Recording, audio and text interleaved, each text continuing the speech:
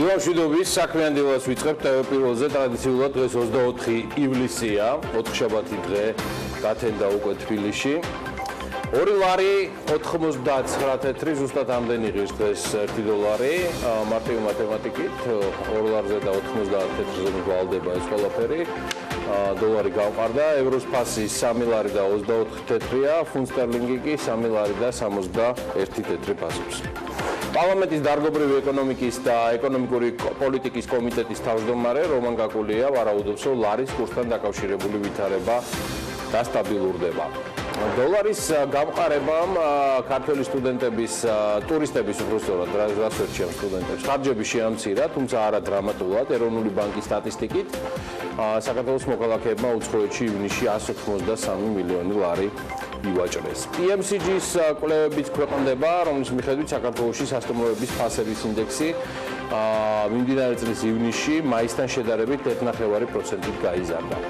საქართველოს კანადასთან კარგი ამბავია, საინვესტიციო შეთანხმებაზე მოლაპარაკებებს განაგრძობს და იმედია მალევე დაასრულებს. სააგენტო აწარმოებს საქართველოში დირექტორი მიხეილ ხიდურელი საკრედიტო საგარანტიო მექანიზმში ჩართვას სხვადასხვა ბიზნეს სექტორის წარმომადგენლებს თავაზობს, თუმცა შეიძლება მარკეტინგულად აქცენტირება სწორედ ტურიზმის მიმართულებაზე გაკეთდეს. ინოვაციების და ტექნოლოგიების სააგენტოს ხელმძღვანელი ავთანდილ კაცრაძე აცხადებს, რომ IT ექსპორტით საქართველოს წელიწადში $180 მილიონი მოზიდვა შეუძლია.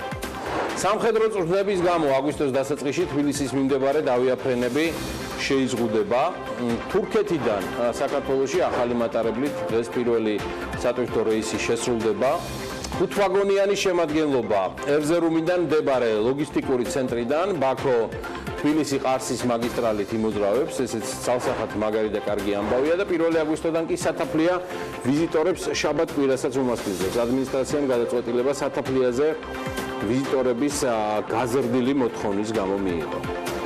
ნამბეოს მონაცემების მიხედვით მსოფლიოში 2019 წლის პირველ ნახევარში საცხოვრებლად ყველაზე ძვირი ქალაქის რეიტინგში თბილისი 352 ადგილზეა. თბილისის ინდექსი 27.9 ქულით განისაზღვრა.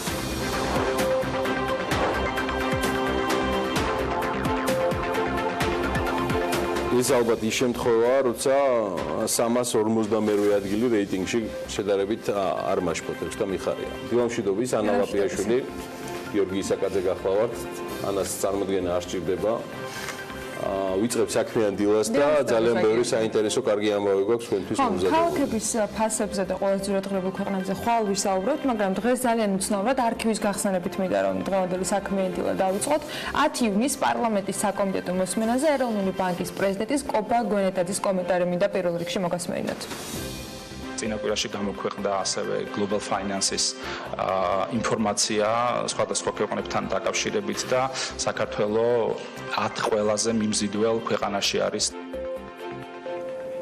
Global Finance გავლენიან საერთაშორისო გამოცემას წარმოადგენს, რომელიც ჯერ კიდევ 1988 წელს არის დაფუძნებული და 2002 წელს უკვე ვებგვერდი gfmage.com შეიქმნა. არ გესწავლება გიორგი არჩენ, რომ ეს გამოცემა ფინანსური სექტორის ანალიტიკით არის დაკავებული და მის ძირითად აუდიტორიას პროფესიონალი ფინანსისტები წარმოადგენენ. დიახ, ასეა, ვადასტურებ, რომ პროფესიონალი ფინანსისტები წარმოადგენენ, რო ვიცი, ასე არ არის. მიმდინარე წლის მაისში Global Finance-მა საქართველოს ყველაზე დინამიკური საინვესტიციო მიმზიდველობის მქონე ქვეყნებს შორის ნამდვილად დაასახელა. გამოცემამ საქართველოს იმ ქვეყნებს მიაკუთვნა, რომლებიც საყურადღებოა განვითარების პერსპექტიული დინამიკიდან გამომდინარე და პუბლიკაციაში ქვეყნები 5 კატეგორიად კვალიფიცირდებიან. განვითარების პოტენციალის მიხედვით, ეგრეთ წოდებულ emerging markets-ია საუბარი და საქართველოს სწორედ აი ამ კატეგორიებში, უმაღლეს კატეგორიაში არის მოხვედრილი. ზუსტად ამაზე საუბრობდა კობა გვენეტაძე, Global Finance ამ შეფასებისას 5 ძირითად ინდიკატორს ეყრდნობა და მოდი ეს ინდიკატორებიც ჩამოვთვალოთ. ეს არის თვლიანი შიდა პროდუქტის ზრდის პროგნოზი 2019 წლისა, რომელიც საერთაშორისო სავალუტო ფონდის მონაცემს ეყრდნობა, პირდაპირ უცხოური ინვესტიციების ცვლილება, კორუფციის აღქმის ინდექსი საერთაშორისო გამჭვირვალობის ნაწილში, ბიზნესის კეთების სიმარტივის მაჩვენებელი, აქ მსოფლიო ბანკის მონაცემებზე დაყრდნობით, კონკურენტუნარიანობასა და ბიზნესის კეთების სიმარტივის მაჩვენებელი, უკვე მსოფლიო ეკონომიკური ფორუმის მონაცემები. მოდი ისიც აღნიშნოთ, რომ Global Finance-ის შეფასებაში მსოფლიოს ყველა ქვეყანა შეფასებული ნამდვილად არ არის, ეს თემა არის. და ფათაშორის ამ ნაწილზე ფაქტ-ჩეკის ანალიტიკოსებმაც დასტური გააკეთეს, რომ ეს მონაცემები და ეს შედეგი არის ვალიდური. ისინი ანალიზს უკეთებენ თავად ეროვნული ბანკის პრეზიდენტის შეფასებებს Global Finance-ის შედეგებთან დაკავშირებით და ფიქრობენ, რომ სრული კონტექსტის აღსაქმნელად საჭირო არის, რომ ეს რეიტინგი სტრუქტურულად იყოს განსაზღვრული. არ დგება გაერთიანებული რეიტინგი, არამედ 5 ინდიკატორის მიხედვით ხდება ქვეყნის შედეგების განხილვა ერთობლივად და ქვეყნები ნაწილდება ჯამში 5 კატეგორიაში. პირველ კატეგორიაში საქართველოს მოხვედრილი, თუმცა ამ კატეგორიაში არის არა 10, არამედ 19 ქვეყანა. ამასთან უშუალოდ ცალკეული კრიტერიუმების თანახმად საქართველოს ხდება ტოპ 10 საუკეთესო შედეგის მქონე ქვეყნებს შორის 5-დან 2 ინდიკატორის შემთხვევაში. ამ ყველაფრის გათვალისწინებით ფაქტ-ჩეკმა კოვაგონეტაძის განცხადება მეტწილად სიმართლის მოსაზრებით ფაქტ-ჩეკა და ასეთი ვერდიქტი დადო. დიახ, მეტწილად სიმართლეა, ეს არის ვერდიქტი. რაც შეეხება ამასობაში კიდევ ერთ ამბავს, რომელსაც სათანადო ყურადღება ბევრი გასაგები მიზეზების გამო არ მიექცა საქართველოში, მიუნჰაუზენები მომრავლდნენ მათ შორის სატელევიზიო ეთერებშიც, მაგრამ არის კიდევ ერთი თემა. გუშინ დილიდან Twitterზე ამერიკის შეერთებული შტატების თავდაცვის მდივნის მოადგილე ალექსანდრ ვერშბოუ საქართველოში შეერთებული შტატების ელჩად დანიშნვის შესახებ ინფორმაციას არ ადასტურებს. გავრცელებულ ინფორმაციას ვერშბოუ, როგორც გითხარით, Twitteris საკუთარ ვებზე გამოეხმაურა, ვამაყობ, რომ ვარ საქართველოს მეგობარი და მხარს უჭერ მის მისწრაფებებს ნატოში, მაგრამ მე არ ვარ არჩეული შეერთებული შტატების ელჩად. წერს ვერშბოუ ქართველი ჟურნალისტის კახა მდგებუაძის შეკითხვაზე საპასუხო Twitterზე. მე მაინც გონია რომ ერთადერთი დამაიმედებელი ამ ამბავში ის არის, რომ ელჩი როგორც იქნა შერჩეულია ოფიციალურად და იმედია ის ოფიციალურად სულ მალე მიიღებს აგრიმანტს და არ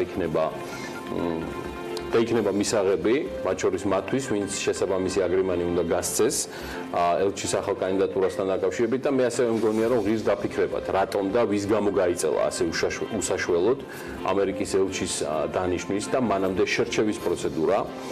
ამერიკის ელჩის საქართველოსშია საუბარი და აქ ცალსახად შეიძლება დასკვნების გაკეთება, რომელიც არ მოითხოვს რაიმე განსაკუთრებულ ანალიზს. პაუზა საკმაოდ გაიწევა და ეს არ ადგება ორი ქვეყნის, საქართველოს და შეერთებული შტატების სტრატეგიულ ურთიერთობებს.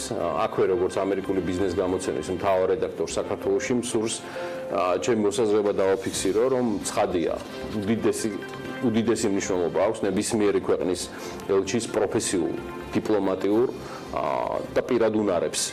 უმნიშვნელოვანესია, თუმცა მე მაინც გონია, რომ გადამწყვეტი მაინც არის, რადგან ამ ქვეყნის ძირითადი ინსტიტუციები და მისი შეუქცევადი განვითარება მაინც საქართველოს მოქალაქეების და ჩვენი ამბავია, ჩვენი საშრომი და გასაკეთებელია, სადაც ელჩების, საერთაშორისო თანამეგობრობის, საფინანსო ინსტიტუტების ხელშეწყობა არის სრულიად ფასდაუდებელი და უნიკალური, მაგრამ ყველა ამ დახმარებებს აბსოლუტურად ეკარგება ფასი და გაზდის ყავლაც თუ მისმა ბენეფიციარებმა, ანუ საქართველოს და მისმა მოსახლეობამ არ ვივარგეთ. მე მესმის ამ მოსაზრებებს შეიძლება გამოვიჩნდეს მოწინააღმდეგეებიც, მაგრამ ეს არის ჩემი სუბიექტური აზრი.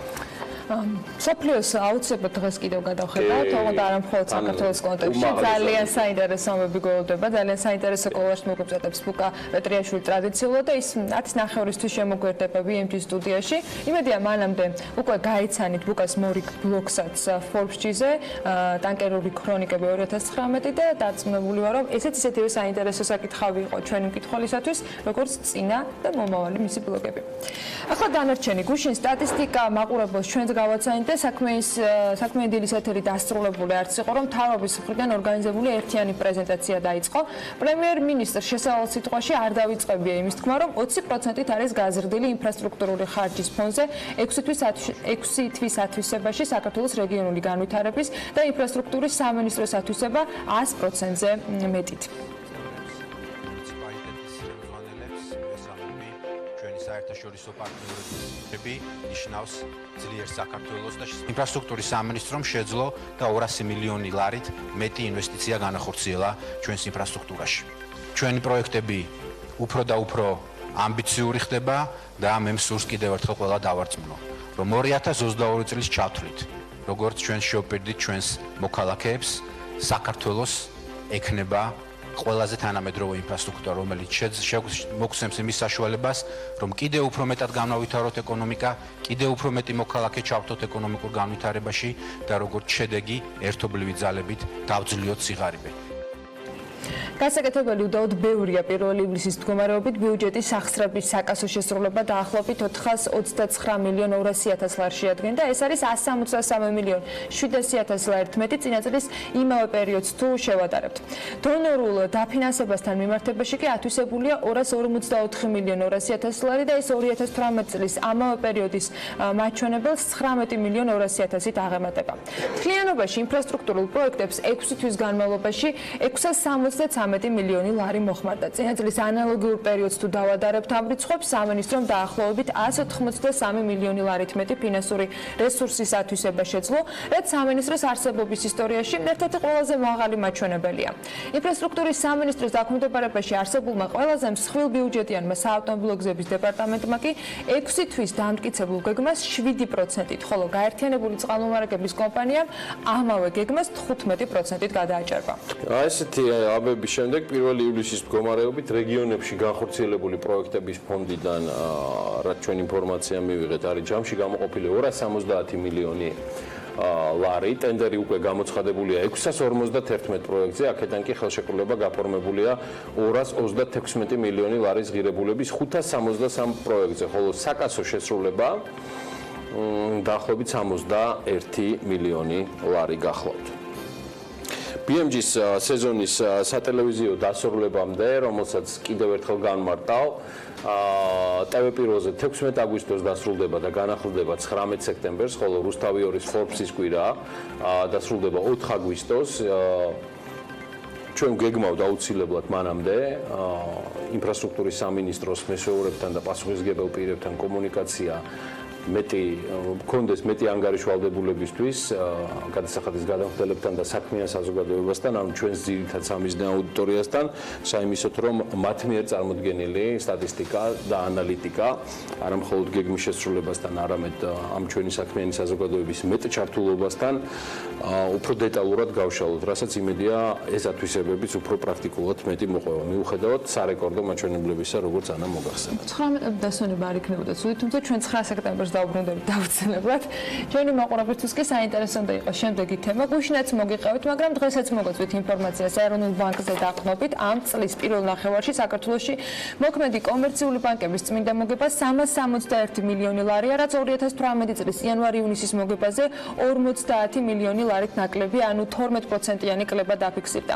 ივნისში ბანკების წმინდა მოგებამ 34 მილიონი ლარი შეადგინა და ეს არის 29%-ით კლება 2018 წლის ივნისის მაჩვენებელზე, ანუ დაახლოებით 14 მილიონი ლარით.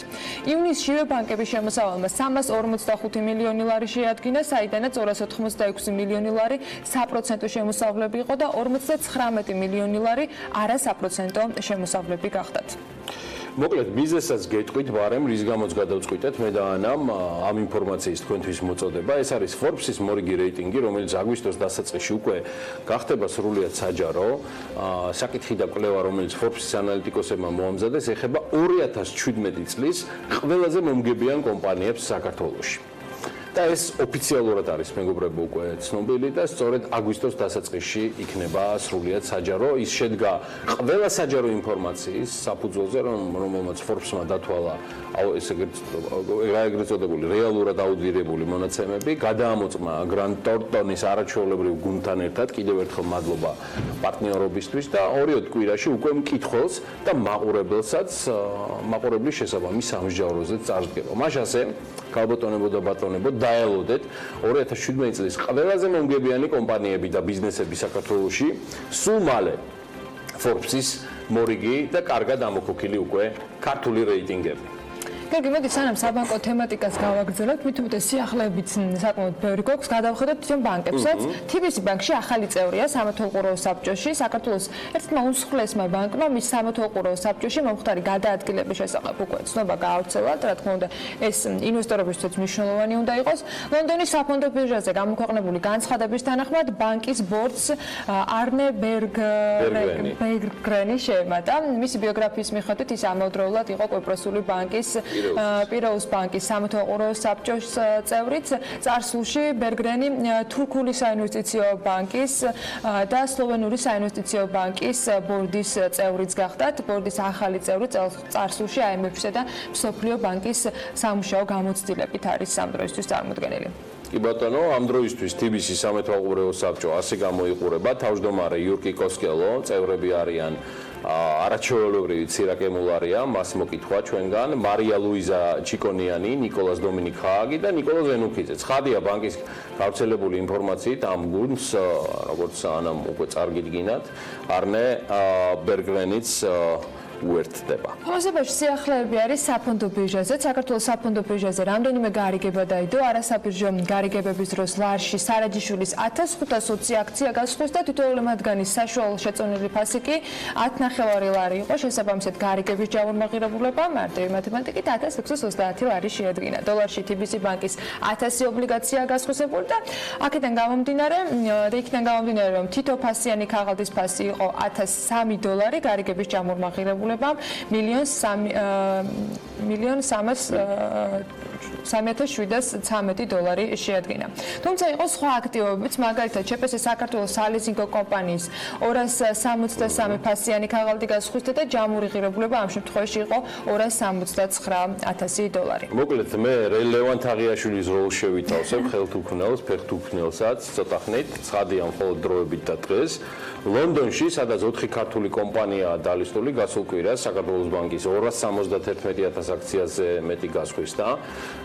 კაიფასად 4,300,000 ფუნტად. ჯორჯია კაპიტალის ტრადიციულად ყველაზე მეტია, 495,000 აქცია 5 მილიონ ფუნტად და საქართველოს ჯანდაცვის ჯგუფი 10,682, 24,000 ფუნტად. TBC ბანკის 113,000 ფასიან ქაღალდზე მეტი გასხვისდა და ეს 1,750,000 ფუნტზეა საუბარი. რაც შეეხება თავად კომპანიების ღირებულება, საქართველოს ბანკის საბაზრო კაპიტალიზაცია ბოლო მონაცემებით 793 მილიონი ფუნტია, ჯორჯია კაპიტალის 365 მილიონი ღირს, საქართველოს ჯანდაცვის ჯგუფის 308 მილიონად არის შეფასებული, TBC ბანკის ღირებულება კი 852 მილიონი. საქართველოს საფონდო ბირჟის ინდექსში JSX-ი რამდენიმე თვეა 145 პუნქტია, ის არ შეცვლა და შესაბამისად არის ამ შემთხვევაში ძველ ნიშნულზე. აი მის კაპიტალიზაციას რაც შეეხება, ის ლარებში გამოხატული გახლავთ 1,941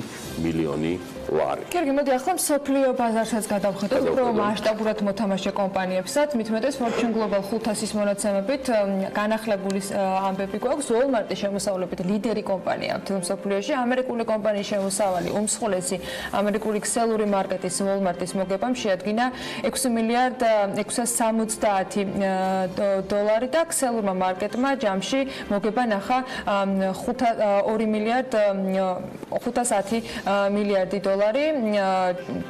დასაქმებული ყავს 2,200,000 ადამიანი ამ კომპანიას. პირველი ათეული Fortune 500-ის მიხედვით აი ასე გამოიყურება, ესე იგი პირველ ადგილზე არის Walmart-ი 2018 წელს მისმა შემოსავალმა, როგორც გითხარით 514 მილიარდ 400 მილიონი შეადგინა, ზრდა იყო 2.4% და მოგების ჯამა 5 მილიარდ 840 მილიონი დოლარი დააფიქსირა. რეიტინგში შემდეგი არის უკვე Sinopec-ი 414 მილიარდ 600 მილიონი დოლარი შემოსავლით, ზრდა იყო 26.8% და მოგება 5 მილიარდ 440 მილიონი დოლარი. მესამე ადგილზე Shell-ია 396 მილიარდ 500 მილიონი დოლარით, აქ ზრდა 27%-ს აჭარბებს, მოგებამ კი 23 მილიარდ დოლარს გადააჭარბა. ამავე ათეულშია China National Petroleum-ი შემოსავალი არის 392 მილიარდ 900 მილიონი დოლარი, 29% ზრდა და 2 მილიარდ 270 მილიონი დოლარის მოგებით. ჩინეთის სახელმწიფო ელექტროსისტემა State Grid-ი ასევე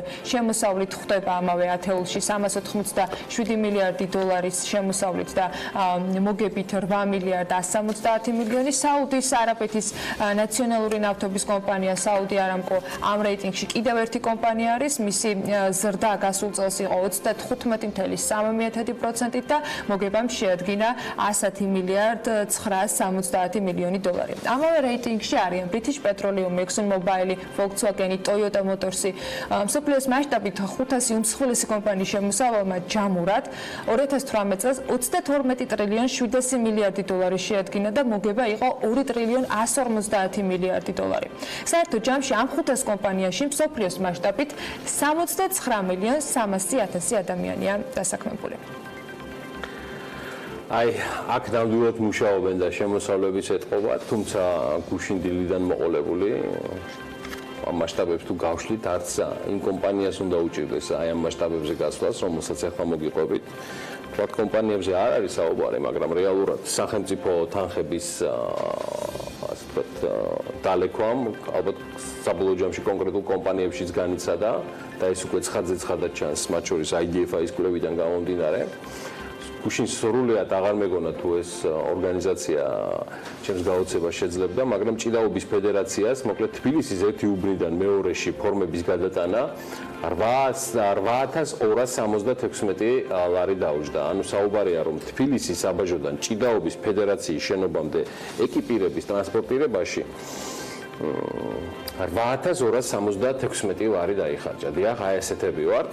საქართველოს ჭიდაობის ეროვნული ფედერაციის მიერ წარმოებული ფინანსური დოკუმენტაციის შეუსაბამობა, ინტერესთა კონფლიქტის სავარაუდო ფაქტები, საბიუჯეტო სახსრების არამიზნობრივი განკარგვა და საქართველოს განათლების, კულტურისა და სპორტის სამინისტროსთან არსებული ვალდებულებების უგულებელყოფა, ინფორმაციის თავისუფლების განვითარების ინსტიტუტმა, სწორედ IDF-მა, რომელიც ვახსენე, საქართველოს ჭიდაობის ეროვნული ფედერაციის მიერ 2015-18 წლებში სახელმწიფო ფინანსების განკარგვასთან დაკავშირებული დოკუმენტაციის ანალიზის შედეგები სრულად გაასაჯაროვა. ეგ გავამატებ მარტო, რომ ბიზნესმედია საქართველოს ლოჯისტიკის დაახლოებით 3 თვის ხარჯია ის, რაც აეროპორტიდან ჭიდაობის ფედერაციის ოფისამდე უნიფორმის გადატანა დაждდა და მოშვებით ამას, იმიტომ რომ ძალიან მირევს ეს შიგნით სიტუაციას და რამის ყველა ჭიდაობის ფედერაციაში წამოვიდეს სამუშაოდ, მანამდე არ გეტკინოთ არაფერი.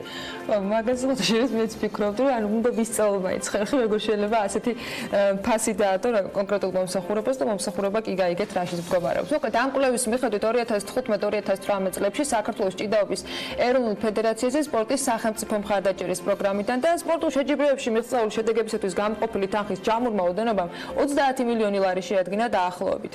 ჭიდაობის სახელმწიფო პროგრამის ფინანსური ანგარიშები არ არის თანხმოძრაში თავისთავად სამინისტროს ბიუჯეტის შესრულების ანგარიშებთანაც, მაგალითად 2017 წელს მოწოდებულია მხოლოდ 2,785 ლარის ოდენობის ფაქტიური ხარჯების შესახებ ინფორმაცია, მაშინ როდესაც სამინისტროს 2017 წლის ბიუჯეტის მიხედვით ჭიდაობის სახელმწიფო მხარდაჭერის პროგრამისათვის გამოყოფილი ჰქონდა 3,5 მილიონი ლარი. თავისუფალი და ბერძნულ-რომაული სტილით მოჭიდავეების სპორტული ფორმების საქართველომდე ტრანსპორტირებაში კი ფედერაციამ 12,512 ლარი გადაიხადა და ადგილობრივ ტრანსპორტირებაში, ანუ ქალაქ თბილისის საბჭოდან ჭიდაობის ფედერაციის შენობამდე ეკიპირების ტრანსპორტირებაში ჯამში დახარჯა 8,276 ლარი. ხელშეკრულებაშიც და მიღება-ჩაბარების აქტშიც პირდაპირ ჩანს, რომ მომსახურება ერთი თვის განმავლობაშია შესრულებული, ანუ 25 მარტიდან 25 აპრილის ჩათვლით, რაც საკმაოდ გაუგებარსაც ხდის აღნიშნული მომსახურების ფორმას, თუმცა თუ ვივარაუდებთ, რომ საქონელი სხვადასხვა დროს ჩამოდიოდა და შემსრულებელს თქვა თითოეულ ჯერზე უწევდა ტვირთის წამოღება, მაინც გაურკვეველი რჩება, რამ გამოიწვია თბილისის მასშტაბით ტრანსპორტირების ასეთი მაღალი ფასი, რომელიც თქვა უცხოეთიდან ტრანსპორტირების თანხას უახლოვდება. ეს არის აღნიშნული კვლევაში, რომელიც IDF-მა მოამზადა. ჩემი მხრიდან შემიძლია ესეთი რამ თქვა, რომ ჭიდაობის ფედერაციისთვის ეს არ არის პირველი და ეჭვი მაქვს არც ბოლო ინკრიმინირებული სახელმწიფო ხარჯების არამართლზომიერი განკარგვასთან დაკავშირებული ინფორმაციები და ნებისმიერ დროს თუ მათ სურთ გასცემ პასუხი კითხვებს, ასევე ნებისმიერ ფორმატში იქნება ეს დებატი თუ მათი საქმიან დილაში ამ BMG-ის გადაცემების პარკლებში ყოფნა, აგერ ბატონო მზადა ვართ, ველოდებით თქვენს ფალავნებს. მაგრამ ეგ რა არის, შეჯიბრში მიღწეული წარმატებისთვის 13,000 ლარიანი ჯილდო ფედერაციის ფინანსურ მრჩეველს გადაეცა. მე გეუბნები, ეს ფედერაცია დამინგრევს ინფრასტრუქტურებს და მენეჯმენტს რომლის გვარიც არ არის ჯერჯერობით იდენტიფიცირებული, თავისუფალი და ბერძნული რომაული სტილით ჭიდაობის 2018 წლის ევროპის ჩემპიონატზე ნაჩვენები შედეგებისთვის ჭიდაობის ფედერაციამ ყველაზე დიდი ფულადი ჯილდო სწორედ ფედერაციის ფინანსურ მრჩეველს გადასცა. აი დეფაი გააღნიშნეს იმას. რა არის ჩვენი საოცნებო სამსახური? მრჩევლობა? არა. საეთერო. აი დეფაის მონაცემ საერთოდ მოსწონს მე მგონი მსგავსი ანაზღაურების პერსპექტივა. აი დეფაის მონაცემები 2018 წელს თავისუფალი და ბერძნული რომაული სტილით ჭიდაობის ევროპის ჩემპიონატზე ნაჩვენების შედეგების შესაბამისად ადმინისტრაციულ ჯგუფს უნდა დაიწყო და 63,580 ლარი. ჭიდაობის ეროვნული ფედერაციის მიერ სამინისტროსთვის მიწოდებული დოკუმენტაციის შესაბამისად კი ყველაზე დიდი თანხა ფედერაციის ფინანსურ მრჩეველზე დაერიცხა. სწორედ უცნობია თუ რის საფუძველზე იყო მიღებული ფედერაციის პრეზიდენტის მიერ ეს გადაწყვეტილება ფინანსური მრჩევლისათვის ყველაზე დიდი წილის განაწილებასთან დაკავშირებით, მაგრამ გიორგი როგორც შეაღნიშნე, საერთოდ ამასაც მიემხრება. მე გეტყვით კიდევ მიზეზს, რის გამოც ვთავაზობ ჭიდაობის ეროვნულ ფედერაციას, რომ მომბრძანდნენ ჩვენთან ეთერში და ვისაუბროთ ჭეშმარიტ ღერძზე. 2015-18 წლებში საქართველოს ჭიდაობის ეროვნულ ფედერაციაზე სპორტის სახელმწიფო მხარდაჭერის პროგრამიდან და სპორტულ შეჯიბრებებში მიღწეული შედეგებისთვის გამოყოფილი თანხის ჯამური ოდენობა, ქალბატონებო და ბატონებო 30 მილიონი ლარია. 30 მილიონი ლარი. და IDF-ის კვლევის მიხედვით ჭიდაობის სახელმწიფო პროგრამის ფინანსური ანგარიშები არ არის თანხმედრაში სამინისტროს ბიუჯეტის შესრულების ანგარიშებთან. აი მაგალითად 2017 წელს მოწოდებული, როგორც გითხარით, არის მხოლოდ 782,785 ლარზე ლარის ოდენობის ფაქტიური ხარჯების შესახებ ინფორმაცია, მაშინ როცა სამინისტროს ბიუჯეტის მიხედვით 2017 წელზეა საუბარი, ჭიდაობის ფედერაციის სახელმწიფო პროგრამის, აი მთელი პროგრამის მხარდაჭერისთვის იყო 3,5 მილიონი ლარი გამოყოფილი. ანუ ინფორმაცია არის მხოლოდ და მხოლოდ დაახლოებით ამ თანხის მეოთხედზე. მე არ მგონია ამაზე განმარტებები და მგონია პირიქით, რომ აქვს შესაბამის სამინისტროსაც გასაკეთებელი.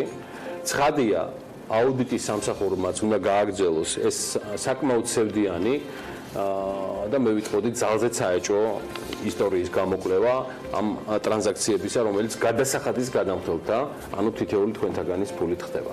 აუცილებლობის მიმართ ეჭვი ამ ტრანზაქციასაც დევს თან, რომელზეც ახლა უნდა მოგიყვეთ, რომლის საშუალებითაც მთავრობამ 135 მაღალი გამოვლობის არა შავი ფერის ჯიპი შეიძინა. აუცილებლობას ვაყენებთ ჩვენ, თორე ისე ამ ავტომობილების მიმწოდებელი კომპანიის შერჩევა ტენდერით მოხდა. შესყიდვა 3 ივლისს იყო გამოცხადებული, წინადადებების მიღება კი 9 ივლისს დასრულდა. სატენდერო პირობების მიხედვით შესყიდვის სავარაუდო ღირებულება 9,45,000 ლარი იყო. ტენდერში წინადადებები ორმა კომპანიამ, სენა ავტომ და ფრანს ავტომ წარადგინეს. მათ მიერ შეთავაზებული თანხა კი შესაბამისად იყო 8,982,495 და 8,825,750 ლარი. სატენდერო კომისიის გადაწყვეტილებით გამარჯვებული ფრანს ავტო გამოცხადდა, ყველაზე დაბალთანხიანი აირჩიეს ამ ორიდან, ძალიან დიდი შეღავათია. სატენდერო დოკუმენტაციით მოთხოვნილი იყო, რომ შეთავაზებული ავტომობილები უნდა იყოს ახალი, არა უგვიანეს 2019 წლის გამოშვებისა, ექსპლუატაციაში არ მყოფი ავტომობილები უნდა შეერჩეს, გარბენი არ უნდა აჭარბებდეს 200 კილომეტრს, ნივთობრივად და უფლობრივად უნაკლო და გამბაჟებული ავტომობილები უნდა ჩაბარდეს შესაბამისად სახელმწიფოს და ამასთან მიმწოდებელმა საკუთარი ხარჯებით უნდა უზრუნველყოს ავტომანქანების შემწყიდველზე გადაფორმებაც. ასევე შემწყიდველის აუცილებელი მოთხოვნაა, რომ შესაწყდი ავტომობილი შეიძლება იყოს ნებისმიერი ფერის, გარდა შავისა, ამასთან სატრანსპორტო საშუალება უნდა იყოს აუცილებლად მარცხენა საჭიერი. მოკლედ ამ კრიტერიუმების მიხედვით კონკრეტული კომპანია შერჩეულია. ხო, ეს არანაირად არ გააბათილებს ამ თემის მიმართ ჩვენს მიმართებას და დამოკიდებულებას, თან გამომდინარე იქიდან, რომ ნახეთ, შესაძლებლობის სააგენტოს განცხადებით აღნიშნული სატრანსპორტო საშუალებები არ არის გაკუთვნილი მაღალი თანამდებობის პირთათვის. ამ ინფორმაციას VPN-ი ავრცელებს და მათი შესყიდვა აუცილებელია ისეთი უწყებების შეუფერხებელი ფუნქციონირებისათვის, რომელთა საქმიანობის სფერო უშუალოდ დაკავშირებულია საზოგადოებრივი ჯანდაცვისა და დაავადებათა კონტროლის, სატყეო მეურნეობების მართვასთან, მთის კურორტების განვითარებასთან, კულტურული მემკვიდრეობის დაცვასთან, ბუნებრივი რესურსების დაცვა და სხვა მნიშვნელოვანი მიმართულებებიო და რაც თავარია მაღალი თანამდებობის პირები არ იქნებიან არა და თანხა საკმაოდ დიდია. ხო, კერძოდ მესამე კლასის მსუბუქი მაღალი გამავლობის ეს მანქანები, სხვა სპეციფიური საქმიანობის განსახორციელება თანამშრომელთა ტრანსპორტირებისთვისაც უნდა იყოს განკუთვნილი და სატრანსპორტო საშუალებების შესყიდვა 44 სხვადასხვა უწყებისათვის ხდება და სწორედ მათზე გადანაწილდება ამ თითქმის 9 მილიონად შესყიდული ავტომობილების საერთო პარკი. ხო, რაც შეეხება თვითონ France Autos და ეს არის კომპანია Renault-ს ოფიციალური წარმომადგენელი საქართველოში. კომპანიის სამეთვალყურეო საბჭოს თავმჯდომარე საფრანგეთის მოქალაქეა გიორგი ცნობილაძე. მისი მოადგილე დავით გოგორიშვილი გახლავთ, რომელსაც 2016-2017 წლებში ასევე BPN-ის ინფორმაციით ქართული ოსნებისთვის ჯამში 3000 ლარი აქვს შეწირული და ახლა ეს არის ის რეალობა, რაც რეალურად ამასთან დაკავშირებით დადგა. ამ სიტუაციაში სხვათა შორის ჩვენ კიდევ ერთი ფრანგული ბრენდის Citroën-ის ამბების გვაქვს მოსაკითხი, რომელშიც ბიზნესმენი გიორგი შარაშიძე იყო თავის დროზე ჩართული. რეალურად ეს ავტოსალონი არის გახსნილი, ფუნქციონირებს. მე რამდენადაც მაქვს ინფორმაცია, ფუნქციონირებს სრულიად სხვა ბიზნეს ჯგუფის მიერ, მაგრამ როგორ განვითარდა ისტორია მას და სახელმწიფო უწყებებს შორის, რომელთანაც ის დავაში იყო, ამას ალბათ BMG უახლოეს მომავალში შეიწყიდავს. მოიკითხავს. ეხლა კი მოდი გადავხედოთ კიდევ სხვა სიახლეებს, რაც დღის განმავლობაში იქნება BMG-ს ეთერებით. რეგიონული განვითარებისა და ინფრასტრუქტურის მინისტრის განცხადებით, მიუხედავად იმისა, რომ საკმაოდ ბევრი დრო გავიდა მას შემდეგ, რაც საერთაშორისო ბანკებთან მოლაპარაკებები იყო, ჯერჯერობით სამწუხაროდ დიდი პროგრესი ანაკლის განვითარების კონსორციუმსა და ბანკებთან არ ჩანს. ვიცე-პრემიერს ანაკლის განვითარების კონსორციუმიდან ძალიან მოკლედ უპასუხეს გუშინვე, ანაკლის განვითარების კონსორციუმი აქტიურ რეჟიმში აგრძელებს მუშაობას საერთაშორისო საფინანსო ინსტიტუტებთან და ინვესტორებთან. კონსორციუმი მიყვება სამუშაო გრაფიკს და შესაბამისად სიახლეებს შედეგების და პროგრესის შესახებ პერიოდულად გააცნობს საზოგადოებას. ქართული ბანკების მიმართ კი მოქალაქეთა პრეტენზიები 79%-ით არის გაზრდილი ბოლო სტატისტიკის მიხედვით. პარლამენტის დარგობრივი ეკონომიკისა და ეკონომიკური პოლიტიკის კომიტეტის თავმჯდომარე რომან კაკული არ გამორიცხავს, რომ ლარის გაუფასურების გავლენით გრძელვადიან პერსპექტივაში ელექტროენერგიის ტარიფი გაიზარდოს, რამდენადაც ქვეყანაში მოხმარება იზრდება, გენერაციის ობიექტები კი საკმარისი არ არის. რაც შეეხება ლარის გაცვლით კურსს, ის მიიჩნევს, რომ წესით კურსი უნდა დასტაბილურდეს, რადგანაც ფუნდამენტური ფაქტორები დაზიანებული არ არის. ზრდის პერსპექტივა, იქნებ მასა აქვს ისეთი პერსპექტივა დროთა განმავლობაში. BMC-ის კვლევის მიხედვით საქართველოში სასტუმროების ფასის ინდექსი 2019 წლის ივნისში ამავე წლის მაისთან შედარებით, ანუ წინა თვესთან შედარებით 1.5%-ით გაიზარდა. ამავე მონაცემების თანახმად 3-4 და 5 ვარსკვლავიანი სასტუმროების ფასების ინდექსი 3.6%-ით არის გაზრდილი, ხოლო საოჯახო ტიპის სასტუმროების შემთხვევაში კი 1.1%-ით შემცირდა.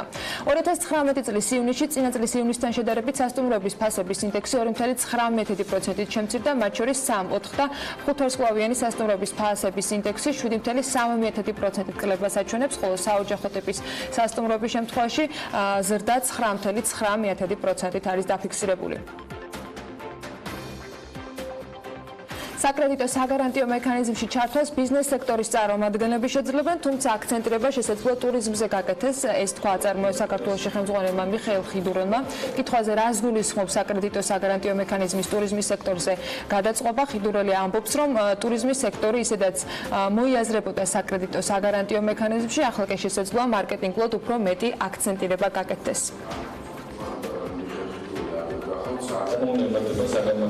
IT ექსპორტით საქართველოს წელიწადში 180 მილიონი დოლარის მოზიდვა შეუძლია. ეს საქართველოს ინოვაციებისა და ტექნოლოგიების სააგენტოს ხელმძღვანელმა ალთანდილ კასრაძემ განაცხადა. მისი თქმით, საერთაშორისო ტენდერი 3000 IT სპეციალისტის გადასამზადებლად უკვე გამოცხადებულია და გადამზადების კურსები ოქტომბრის ბოლოს დაიწყება. მისი ინფორმაციით, ამ დროისათვის საერთაშორისო ტენდერი მიმდინარეობს, რომ შესაფერისი მსხვილი სატრენინგო კომპანიები გამოვლინდნენ. თურქეთიდან საქართველოში მატარებლით პირველი სატვირთო რეისი შესრულდა. საქართველოს რკინიგზის ინფორმაციით, ცერემონიაში კომპანიის გენერალური დირექტორი მონაწილეობდა. 5 ვაგონიანი შემადგენლობა ერზრუმიდან მდებარე ლოჯისტიკური ცენტრიდან ბაქო-თბილისი-ყარსის მაგისტრალით იმოძრავებს მომავალშიც. მაგისტრალი ამ ეტაპზე სატესტო რეჟიმში მუშაობს. ქუთაისის 24 საათიანი წყალმომარაგების პროექტის მეორე ეტაპი გასულ წელს უნდა დასრულებულიყო. პროექტში რამდენჯერმე შესული ცვლილებების მიუხედავად ამ დრომდე უცნობია, როდის იქნება ქუთაისში 24 საათიანი წყალმომარაგება. დაზუსტებულ ინფორმაციას არ ფლობს არც რეგიონული განვითარებისა და ინფრასტრუქტურის მინისტრი. მაია ცქიტიშვილმა ქუთაისში ჟურნალისტებთან თქვა, რომ იმედოვნებენ, რომ პროექტი წლის ბოლომდე დასრულდება. წილაღის მუნიციპალიტეტის მერიამ კი სამოქალაქო ბიუჯეტის პროექტის ფარგლებში სოფლებში მცხოვრებ მოსახლეობასთან საინფორმაციო შეხვედრები დაიწყო. უწყობაში განმარტავენ, რომ მერიის და არასამთავრობო ორგანიზაციების წარმომადგენლები მოხალისეებთან ერთად ადგილობრივებს პროექტის შესახებ აცდიან ინფორმაციას. კახეთი ნიუსთან მერიაში განმარტავენ, რომ სამოქალაქო ბიუჯეტის არსიდან გამომდინარე მოსახლეობას მიეცემა შესაძლებლობა თვითონ გადაწყვიტონ, თუ რაში დაიხარჯება ბიუჯეტიდან გამოყოფილი თანხები. შრომის უსაფრთხოებას ერთ-ერთი უმნიშვნელოვანესი გამოწვევა, რომლის წინაშე საქართველოს უკვე წლებია სამწუხაროდ დგას. ევრონიუსის მასალაზე დაყრდნობით დღეს ინოვაციურ სისტემას გაგაცნობთ, რომელიც ჩახტაში მუშას დაზიანებისაგან იცავს. ამ პროცესში კი მთავარი როლი დრონებს და 5G ტექნოლოგიას ენიჭება. დეტალები შვეიცარიის ინოვაციურ იდეაზე ანუკა ჭოხაძის სიუჟეტში უნდა ვნახოთ.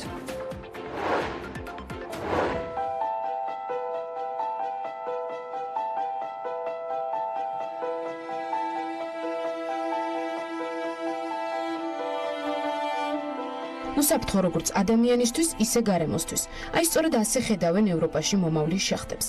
ევროკავშირის მეცნიერები ფიქრობენ, რომ შახტები უნდა აღიჭურვოს დრონებით. ამ პროცესში კი აუცილებლად უნდა ფიგურირებდეს 5G ტექნოლოგიები. პროექტზე მუშაობა შვეიცარიაში უკვე დაიწყეს. მეცნიერების თქმით, დღეს ევროპა ლითონის და მინერალების გლობალური რესურსების 20%-ს მოიხმარს და მხოლოდ 3%-ს აწარმოებს. ეფექტიანობის გაზრდა კი შესაძლებელია შახტების მოდერნიზაციით. დარგის სპეციალისტები შედეგის მიღწევას ევროპული პროექტის SIMS-ის დახმარებით გეგმავენ. და აი როგორ 5G ტექნოლოგიების საშუალებით სამთო მომპოვებელ ლოკაციებზე უფრო მარტივი გახდება მუშებთან კომუნიკაცია. გამარტივდება ინფორმაციის ანალიზი და შემცირდება უშუალოდ მუშების დატვირთვა. ამ პროცესებში აქტიური როლი ექნება უპილოტოს საფრენ აპარატებსაც, რომელიც გაამარტივებს გვირაბების დათვალიერებას. სენსორებით აღჭურვილი მოწყობილობა სკანირებას გაუკეთებს გარემოს და კამერის საშუალებით დააფიქსირებს იქ არსებულ მდგომარეობას.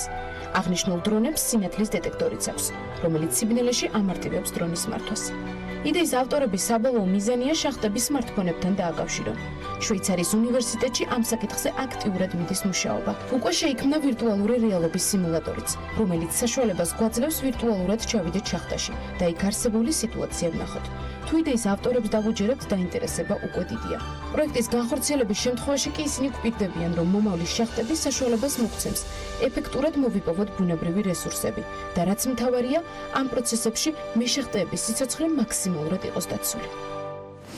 ახალ დრო არის, რომ ამიდის პროგნოზს გადავხედოთ. გარემოს ეროვნული სააგენტო კი გვატყობინებს, რომ ამიდი განპირობებული იქნება ამიერკავკასიის ჩრდილოეთიდან მოქმედი შედარებით ცივი და ნოტიო ჰაერის მასების და სამხრეთიდან გავრცელებული შესაბამისად ცხელი ჰაერის მასების ურთიერთქმედებით, რომ გამოშვებით ღრუბლიანების მომატებაა საქართველოში მოსალოდნელი.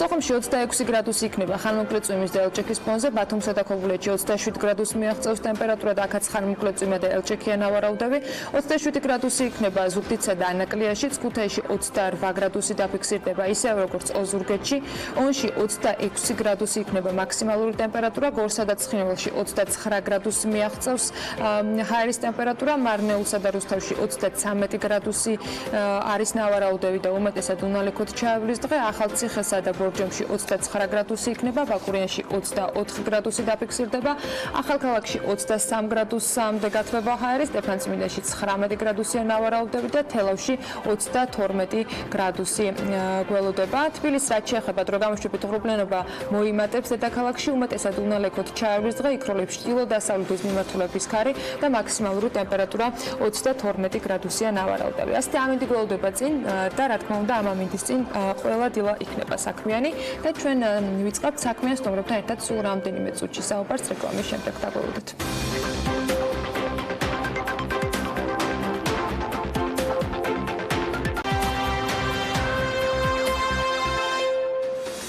დასაქმებაზე და სწორი კადრების პოვნის შესაძლებლობაზე უნდა ვისაუბროთ. ახლა საქმიანი დილის ეთერში ლევან თაღიაშვილი და მისი სტუმრები მოგვიყვებიან, როგორც კომპანია Connection-ის შესახებ, რომელიც ამ მიმართულებით მუშაობს და ცდილობს ტრადიციული ხედვები დასაქმებასთან დაკავშირებით ახლით ჩაანაცვლოს. ლევან დილამშვიდობისა. დილამშვიდობის მივესალმები ჩვენს მაყურებელს. Connection-ი, რომელიც სულ რამდენიმე თვეა ბაზარზე გამოჩნდა, უკვე მოექცა ბიზნესის ყურადღების ცენტრში და 10-მდე კომპანიას დაეხმარა საჭირო კადრების მოძიებაში.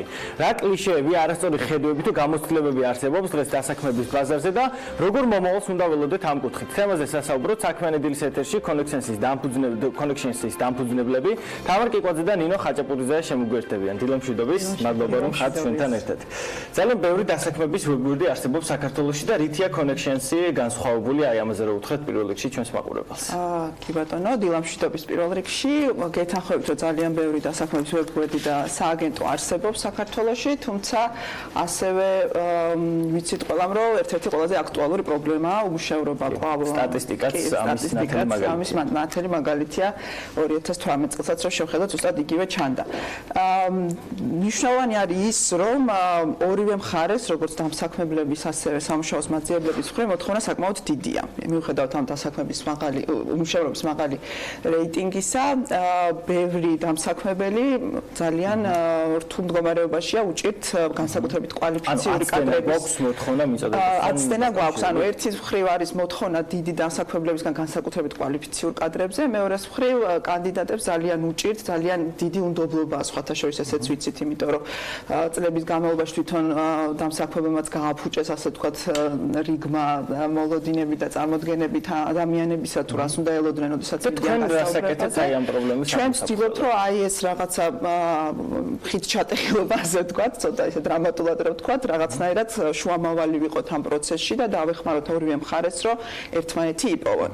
არა მარტო კვალიფიკაციაზე და შესაბამის უნარებზე ვსაუბრობთ ჩვენ და მარტო ამაზე არ ვამახვილებთ ყურადღებას, არამედ ვცდილობთ რომ ღირებულებებით, ხედვებით მსგავსი ორი ობიექტი ასე ვთქვათ ერთმანეთს დავაკავშიროთ. არა მარტო იმ ნახოს რომ ვთქვათ შესაბამისი გამოცდილება კაც, არამედ ნახოს ისეთი ადამიანი, რომელიც ყველაზე კარგად ჩაჯდება ამ გუნდში და ეს ადამიანიც ისეთ ადგილს იპოვის, სადაც შეძლებს სრულად მოახდინოს თავისი შესაძლებლობების რეალიზაცია. როგორ ხდება ამ ყველაფრის განხორციელება? უშუალო პროცესი რომ მოუყვეთ, როგორც ფიზიკური პირებისთვის, ასევე დამსაქმებლებისთვის, როგორი არის ეს პროცესი? მადლობა ლევან.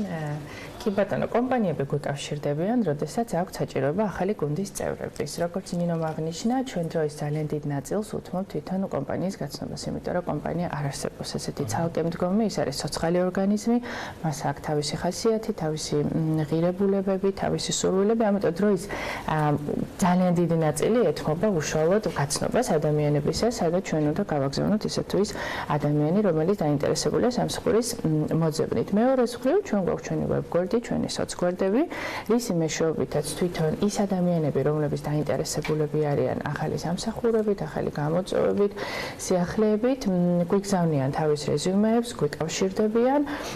ჩვენ გვაქვს ძალიან კარგად შესწავლილი ჩვენი კლიენტები, ჩვენი უკაცრავად კანდიდატების ბაზა და აი როგორც ნინომ აღნიშნა, ვცდილობთ რომ მაქსიმალურად სწორი ადამიანები მოვახვედროთ სწორ გარემოში და ალბათ ეს არის ჩვენი მთავარი გამოწვევა და მთავარი მისია, რომ მაქსიმალურად სწორად მოვახვედროთ. ალბათ ძალიან საკმაოდ დიდი დრო დაჭირდება, შრომატევადიც არის როგორც კომპანიის, ასევე ფიზიკური პირის გაცნობას, მათ სურვილებს, თვისებებს.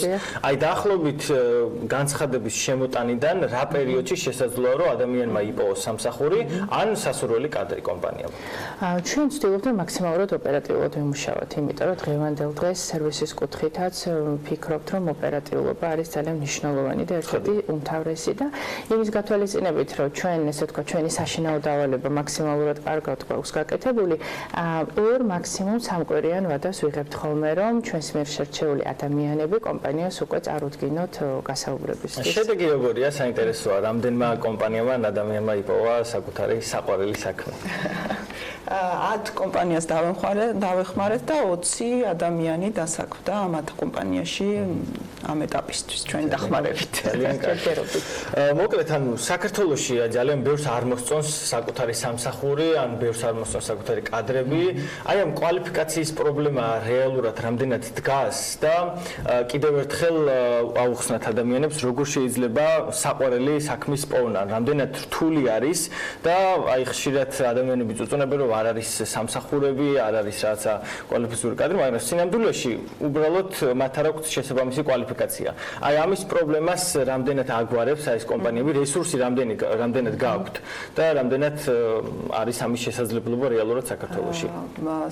ანუ პირველ რიგში ჩემი რჩევა იქნებოდა და ჩვენ ამას ვცდილობთ, რომ ჩვენს კანდიდატებსაც ხვდებით, რომ თვითონ გაიაზრონ პირველ რიგში რას ეძებენ ორივე მხარემ. ეს არის ხოლმე ძალიან ხშირი, რომ აი გასაუბრებაზე ისე მიდიან დამსაქმებლებთან, რომ არც ახსოვთ საერთოდ რაზე არიან დაბარებულები და კომპანიაზეც არაფერი იციან და მით უმეტეს საქმეზეც. ეს იმის ბოლოს ხო არ არის, თან გვიან ადრე გაგზავნილი CV არის ხოლმე, კი, ეგენი რომ სტანდარტული შეცდომა არის, მაგრამ რეალურად იმისთვის რომ წარმატებული იყო და არა უბრალოდ ეს საწყის ეტაპზე უნდა მოემზადო არა მარტო გასაუბრებისთვის, უბრალოდ შენ თვითონ უნდა გქონდეს დასახული მიზანი, საით მიდიხარ, ისი მიღწევა გინდა და ამ შემთხვევაში ბევრად გაადვილდება ის პროცესი, რომ იპოვო შესაბამისი სამსახური. რამდენად იციან ეს ადამიანები? არის ხო ალბათ ამის პრობლემაც, რომ თავად არ აქვთ გააზრებული რეალურად რა. ძალიან დიდი პრობლემაა, იმიტომ რომ ეს იწყება სკოლებიდან, ჩვენთან უნივერსიტეტებიდან, სადაც ეს სამუშაო ორიენტაციის მიმართულება ძალიან სუსტად არის წარმოდგენილი და ჩვენ გეგმავთ, რომ მომავალი ჩვენი ასე ვთქვათ პროექტები იყოს ზუსტად ამაზე დაფუძნებული, რომ ადამიანებს რაღაცა ტრენინგები შევთავაზოთ, რომ როგორ მოახდინონ. თუ იცი რა გინდა, მაშინ იცი რაც უნდა ისწავლონ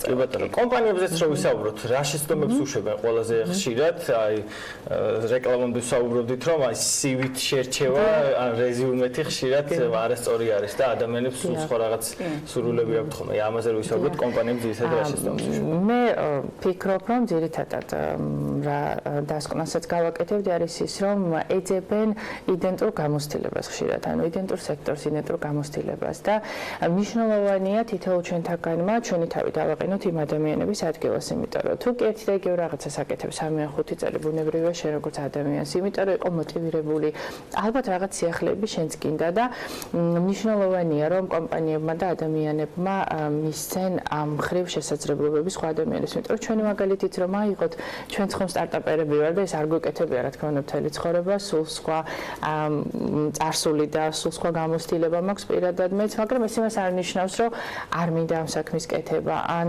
რამეს დავიშურებ, ხომ პირიქით, ალბათ უფრო მაგათ მოტივირებული ვიქნები, ვინაიდან ეს ჩემთვის სიახლეა და მეც ვფიქრობ, რომ მნიშვნელოვანია, რომ ადამიანებს მისცენ შესაძლებლობები, რომ თავი ახალ გამოწვევებში გამოავლინდო და მე ვიტყოდი, რომ ალბათ ყველაზე მეტი, ასე ვთქვათ, სამუშაო კომპანიების მხრიდან ალბათ ეს არის, რომ რაღაცნაირად ეს ძალიან მნიშვნელოვანია ნამდვილად აი გამოუცდელ ადამიანს, რომ მიცეს შანსი, იმიტომ რომ შეიძლება 10 მაგი ენერგიით შეუდგეს საქმეს. თუმცა мотиваცია არის თავარი. კი. აი ერთი პრობლემა შეიძლება დადგეს, როდესაც ადამიანმა ნამდვილად არ იცის რა უნდა და ერთ დღეს შეიძლება ექიმობა უნდადეს, მეორე დღეს ინჟინერობა, როგორც წესი ამ პრობლემასაც გარკვეულწილად ახერხებთ, რომ ფილტრაცია გაუკეთოთ. აი როგორ ხდება ამ ამბის შერჩევა თქვენთან? აი ძირითადად ესე ვცდილობთ, რომ გავაკეთოთ გასაუბრებაზე ვაგზავნოთ ახლობით 5 ადამიანს, საიდანაც 3 არის ზუსტად ისეთი, როგორიც უნდა დამკვეთ კომპანიას, მაგრამ 2 ადამიანს აუცილებლად ვაგზავნით ისეთ, რომელიც არის უბრალოდ მოტივირებული. თუმცა მაგალითად მარკეტინგის მენეჯერის ვაკანსიაზე ბუნებრივია ექიმს არ გავაგზავნით, იმიტომ რომ რაღაც ეტაპზე რელევანტური გამოცდილება მაინც უნდა გქონდეს ადამიანს, მაგრამ აი მაგალითად საცავოს დირექტორი ეხლა ხანს მუშაობდით ამაზე, აიყვანეს სამსახურში ადამიანი, რომელსაც ჰქონდა მარკეტინგის გამოცდილებაც, გაყიდვების გამოცდილებას, პროდუქტების განვითარების გამოცდილებას და ვფიქრობთ, რომ ალბათ იდეალური კანდიდატიც მიიღეს, რომელიც ძალიან მოტივირებული იყო, რომ თავისთავი ახლებურად და სხვანაირად წარმოიჩინა. ძირითადად რა პროფესიები არის მოთხოვნადი, როგორც კომპანიების მხრიდან და რას ეძებენ, ასე ვთქვათ, თქვენი მოხარებლები ასე დავარქვა. საქართველოში კერძო სექტორში ყველაზე მოთხოვნადი გაყიდვების მიმართულებაა, თუმცა ჩვენ უფრო ორიენტირებული ვართ, ასე ვთქვათ, უფრო ვიწრო სეგმენტზე და მენეჯერულ და ექსპერტულ პოზიციებზე ვცდილობთ რომ ვიმუშაოთ. რა დონის ალბათ საშუალო და ტოპი. საშუალო და ტოპი და ხო, და ექსპერტული პოზიციებიც, ასე ვთქვათ, შეიძლება არ იყოს მენეჯერული, მაგრამ მნიშვნელოვანი რაღაცა კვალიფიკაციის და მოთხოვნებს საკმაყოფილებდეს ამ მიმართულებით. ანუ თუ ადამიანს აქვს გარკვეული კვალიფიკაცია, გამოცდილებაც უნდა რაღაც ახალი გამოცადოს საკუთარ ცხოვრებაში, შემთხვევაში უნდა დაუკავშირდეს connections. აი, უშუალო პროცესი რო აღწეროთ, როგორია თქვენთანაც დაუშვათ საგზავნი ან უბრალოდ განაცხადს ავსებენ და შემდეგ გასაუბრება, თუ აი საფეხურებად რო დავყოთ და ესე რომ მოგვიყეთ, როგორ ხდება ეს ამბავი. კი ბატონო, პირველ რიგში ჩვენ ვართ ძალიან უშუალო და მეგობრული კომპანია, ესეთები როგორც და არ გვაქვს შეზღუდვები, რადგან შეუძლია დაუკავშირდეს ნებისმიერი ფორმით, თუნდაც პირად LinkedIn-ზე, თუნდაც კომპანიის ვებგვერდზე, ან აპლიკაცია შეავსოს, ან რეზუმე გამოაგზავნოს ზოგი მესენჯერში გწერს, ანუ ნებისმიერი ფორმატით ვართ ესე ვთქვათ, ხელმისაწვდომები, არ გვაქვს რაღაც რთული აპლიკაციო ფორმები ან რაღაც ბარიერები. ვცდილობთ რომ მაქსიმალურად მარტივები ვიყოთ ამ ხრივ. სხვა LinkedIn-ი ახსენე. საქართველოს მოგონი ცოტა ნაკლებად ვიყენებთ, ხო? ამ ამბავს და ძალიან ბევრი ვაკანსია მე პირადად ჩემ მეგობრებისგანაც ხშირად მსმენია, რომ აი ისეთ კვალიფიციური მაღალანაზღაურებადი სამუშაოები ხშირად არის LinkedIn-ზე, მაგრამ ნაკლებად ვიყენებთ რატომღაც. აი ბოლო წლებია ცოტა შეიცვალა ტენდენცია, 2 წელია სადღაც უფრო გააქტიურდა, თუმცა რა თქმა უნდა სასურველია უფრო მეტიც იყოს, მაგრამ ნამდვილად როგორც დამსაქმებლების ასევე სამუშაოს ძალიან კარგი პლატფორმა და უკვე აქტიურად რო შეხვიდეთ ცოტა Facebook-ისგან განსხვავებულ სამყაროდ აღხდება ძალიან საინტერესო და ყველა ჩემს კი განსაკუთრებით თუ არ მართლა ესეც მაღალი დონის იმას ყოველთვის სიახლეები არ მოაკლოს LinkedIn-ზეც თავის მაყურებელსა თუ მკითხველს. სამოვალო გეგმებზე გადავიდეთ, როგორ აპირებთ კომპანიის განვითარებას. ყოველთვის ვეკითხები ხოლმე სტარტაპერებს, როგორ წარმოგიდგენიათ თქვენი კომპანია 5-10 წელიწადში ან თუნდაც 2 წელიწადში. გასაუბრების სტანდარტული ხადია კი. იმიტომ რომ მომავალზე ფიქრი აუცილებელია განვითარებისთვის. ჩვენ გეგმავთ ყველაშორის მე და ნინოს გვინდოდა რომ ეს გვეხსენებია და დიდი მადლობა რომ მოგვეცით პირველ რიგში იმის საშუალება რომ ძალიან ბევრმა მაყურებელმა გაგვეცნოს და გაიგოს ჩვენს დიდი მადლობა პირადად თქვენ. თან თემა ისეთი არის რომ დიახ, ჩვენი ძირითადი საქმიანობის გარდა ჩვენ გეგმავთ რომ დავამატოთ ტრენინგის მიმართულებები, როგორც ნინო მახსენა, მაგალითად გაყიდვები არის ძალიან მოთხოვნადი.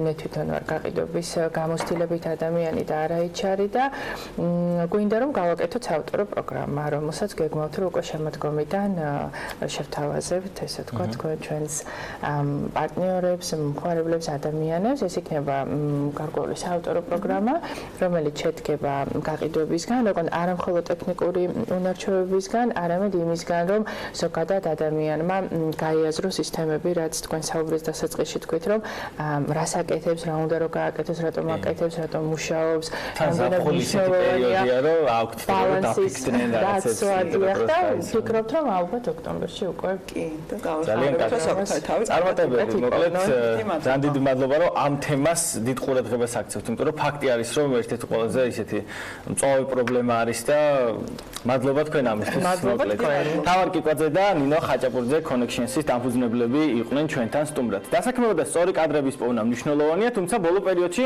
რუსული ემბარგოს შემდეგ არანაკლები დატვირთვა შეიძინა სხვადასხვა ქვეყნიდან ჩამოსულმა ტურისტულმა ნაკადმა Mastercard-ის ინდექსით 10 ქვეყანა დასახელდა, რომლის მოსახლეობაც ყველაზე მეც მოგზაურობს საზღვარგარეთ და რომლებიც ყველაზე მეტ ფულს ხარჯავენ მოგზაურობაში. თუ კი გლობალურ ჭრილში შევხედავთ, მიმდინარე წელს ტურიზმის ინდუსტრიაში რეკორდი მოიხსნა და შემოსავლება 8.8 ტრილიონი ამერიკული დოლარი შეადგინა. სამუშაო ადგილების თვალსაზრისით კი 319 მილიონი ადამიანი დასაქმდა, სად მოგზაურობენ და რომელი ქვეყნის ტურისტები არიან ყველაზე აქტიურები. ამის გარკვევას მარიამ ადამიანთან ერთად შევეცდები, მარიამ დილამშვიდობის, საინტერესოა უთხრათ მაყურებელს და ვურჩიოთ კერძო თუ საჯარო სექტორს, ან კიდევ ერთხელ შევახსენოთ, საიდან უნდა გვინდოდეს ტურისტების ჩამოსვლა, რომელი ქვეყნები არიან ყველაზე აქტიურები და ასე შემდეგ. დილამშვიდობის სალამon, მოკლედ დავიწყოთ. Mastercard-ის რეიტინგის თანახმად საზღვარგარეთ ყველაზე ხშირად ამერიკის შეერთებული შტატების მოქალაქეები მოგზაურობენ. მიუხედავად იმისა, რომ ამ ადამიანების საშობლებო პერიოდი არ აღემატება 10 დღეს მაინც უპირატესობას საკუთარი ქვეყნის მიღმა დროის გატარებას ანიჭებენ, არ ელოდებიან საპენსიო ასაკს და დადიან მთელს მსოფლიოში. განსაკუთრებით პოპულარული მიმართულება კანკუნია მექსიკაში, რომელსაც ყოველი მესამე ამერიკელი ირჩევს, რაც განპირობებულია უმეტესად ტერიტორიული სიახლოვითა და სანაპიროებით, რომელიც საკმაოდ ბევრია აქ და თითქმის ყველა გემოვნების ადამიანზეა გათვლილი. კანკუნი განსაკუთრებით მიმზიდველი ოჯახური დასვენების პირობებშია და თანაც შესაძლებელია მოგზაურობა ბიუჯეტურადაც და მდიდრულადაც. კიდევ ერთი ამერიკელების საყვარელი ქალაქი ტორონტოა, სადაც 12-დან 15 მილიონამდე შტატების მოქალაქე მოგზაურობს, აქ დიდი უმრავლესობა საავტომობილო გზით გადადის, დანარჩენი კი თვითმფრინავის მეშვეობით. სიახლოვე ქვეყნებს შორის მომსახურების კარგი ხარისხი და ლამაზი ადგილობრივი ბუნება კი მის მიმართ ინტერესს ყოველწლიურად აორმაგებს. პრაგმატულად მოაზროვნე ამერიკელებს კი კიდევ უფრო იზიდავთ ის ფაქტი, რომ კანადაში ინგლისურად საუბრობენ და კიდევ უფრო ხშირად ამის გამო ჩადიან და ამავე მიზეზით ხშირად მოგზაურობენ ლონდონშიც, რომელიც ყველაზე მოთხოვნად მიმართულებებს შორის რეიტინგში მესამეა. ჩინელ ტურისტებზე დიდი ხანია BMG-ის ეთერებში საუბრობთ. მიზანში ამ ბაზრის ამოღება ყოველთვის მომგებიანია. რაოდენობას ჩინეთის მოსახლეობა არასდროს უჩიოდა, თუმცა მათი ეკონომიკური რეფორმებისა და გამდიდრების შემდეგ უკვე მათი შესაძლებლობებიც მიმზიდველი გახდა. სწორედ ამიტომ ჩინელებმა მეორე ადგილი დაიკავეს ყველაზე აქტიური ტურისტების რეიტინგში. აღსანიშნავია, რომ ჯერ კიდევ 10 წლის წინ ჩინეთი მე-7 პოზიციაზე იყო რეიტინგში, თუმცა ბოლო პერიოდში განსაკუთრებით გააქტიურებულები არიან. რაც შეეხება ადგილმდებარეობას, მათთვის ყველაზე მიმზიდველი ქალაქები ბანგკოკი, სეული და ტოკიო, რაც ცხადი არ არის გასაკვირი, რადგან სამივე ქალაქი აზიაში მდებარეობს. ყველაზე ხშირად მოგზაურობენ ლევან მსოფლიოს გარშემო გერმანელებიც და წელს 4%-ით არის გაზრდილი მათი რაოდენობა, აქედან 54.3% შვებულებას ევროპაში ატარებს, განსაკუთრებით კი უყვართ ესპანეთის ზღვის კურორტები, მათ შორის გამოირჩევა პალმა დე მალიორკა, ასევე სიაშია პარიზიც. აქვე ვეტყვით, რომ ფრანგები გერმანიაში მარკეტინგულ აქტივობებში კოლოსალურ თანხებს ხარჯავენ და მაგალითად წელს ბიუჯეტიდან ამ მიზნით 5 მილიონი ევრო იყო გამოყოფილი, მათ ფავორიტ მიმართულებებად დასახელდა ასევე დუბლინიც. რაც შეეხება საშვებულებო პერიოდს, ის დაახლოებით გერმანიაში 7 დღეა გაწერილი. დიდი ბრიტანეთის მთავრობას კი აწუხებს ბრეგზიტის საკითხი და ახალ პრემიერსაც ბევრი პრობლემის გადაჭრა მოუწევს, დარწმუნებული ვარ, თუმცა ბრიტანელი ტურისტები ხუთეულში ხვდებიან. რაც შეეხება პოპულარულ ადგილებს, ისინი მალიორკას, პარიზს და დუბლინს ირჩევენ. რაც შეეხება თავად ქვეყნებს, ბრიტანელებისთვის ცალკეული სახელმწიფოებიდან მისაღებია ესპანეთი, ამერიკის შეერთებული შტატები და ინდოეთი. ყველაზე ხშირად მოგზაურობის მოყვარულებს შორის მეხუთე ადგილი დაიკავეს ფრანგებმა. მე მინდა გამიმარტო, რომ რეიტინგში საუბარი არის საერთაშორისო მოგზაურობაზე, ამიტომ გამომდინარე იქიდან, რომ ფრანგებს უმეტესად საკუთარ ქვეყანაში უყვართ შვებულების გატარება და ხშირად საზღვარს არ კვეთავენ, ამიტომ ვერ დასახელდნენ ლიდერ პოზიციაზე, თუმცა ტოპ 5-ში მაინც მოახერხეს შესვლა და გამოდის, რომ ადგილობრივ კურორტებზე დასვენების პარალელურად კომფორტის მოყვარულ ერს ლონდონში, მაროკოში და ბარსელონაშიც უყვარს მოგზაურობა. რაც შეეხება უკვე მასტერკარდის მიერ გამოქვეყნებული რეიტინგის ათეულს, გარდა ჩამოთვლილი ქვეყნებისა, მიმდინარე წელს ყველაზე ხშირად მოგზაურობენ კორეის მოქალაქეები და ძირითადად იაპონიის ქალაქებს ირჩევენ ოსაკას, ჰოკაიდოსა და ტოკიოს.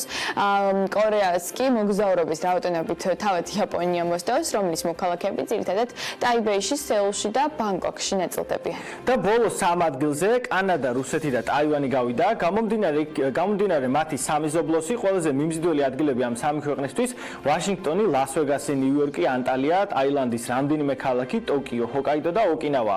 ეს რეიტინგი ვფიქრობ საინტერესო იქნება როგორც კერძო ისე საჯარო სექტორისთვის, რადგან ის ნათლად ასახავს თუ რომელია ყველაზე მიმზიდველი და აქტიური ბაზარი ტურისტების მოსაზიდად.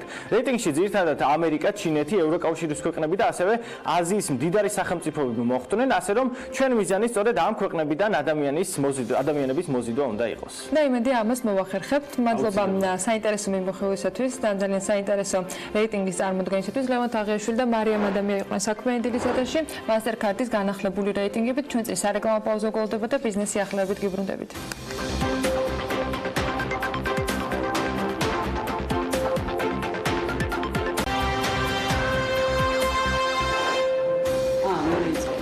საპენსიო სააგენტოს ინფორმაციით ამ დროისთვის საპენსიო სისტემა გაწევრიანებულთა 15%-მა დატოვა. იუსტიციის სახლში საზღვრის კვეთის ცნობების გაცემა დაიწყო. ქვეშეთიკობის მონაკვეთზე საავტომობილო გზას ჩინეთის რკინიგზის 23 ბიუროს ჯგუფი ააშენებს. ბიზნესი ახლებით ბრუნდებით საქმიანი დილის ეთერში. ქართული ბანკების მიმართ მოქალაქეთა პრეტენზიები 69%-ით არის გაზრდილი. 2019 წლის პირველ ნახევარში ქართული ბანკების მიმართ 4369 პრეტენზია დაფიქსირდა, რაც 2018 წელს თუ შევადარებთ 69%-იანი ზრდა. ეროვნული ბანკის მიერ გამოქვეყნებული სტატისტიკის თანახმად კომერციულმა ბანკებმა მათთან შესული პრეტენზიების მხოლოდ 31% მიიჩნიეს საფუძვლიანად. 2018 წლის ანალოგიურ პერიოდში საფუძვლიანი პრეტენზიების 24% იყო ცნობილი. შესული განცხადებებიდან 118-თან დაკავშირებით ბანკებში განხილვა ამ დრომდე გრძელდება. რაც შეეხება პრეტენზიების შინაარსს, მათი თითქმის ნახევარი მიმდინარე ანგარიშებს ეხება. შემდეგ ადგილებს უკვე სამომხმარებლო სესხებთან და მომენტალურ განმარტებებთან დაკავშირებული საკითხები იკავებენ.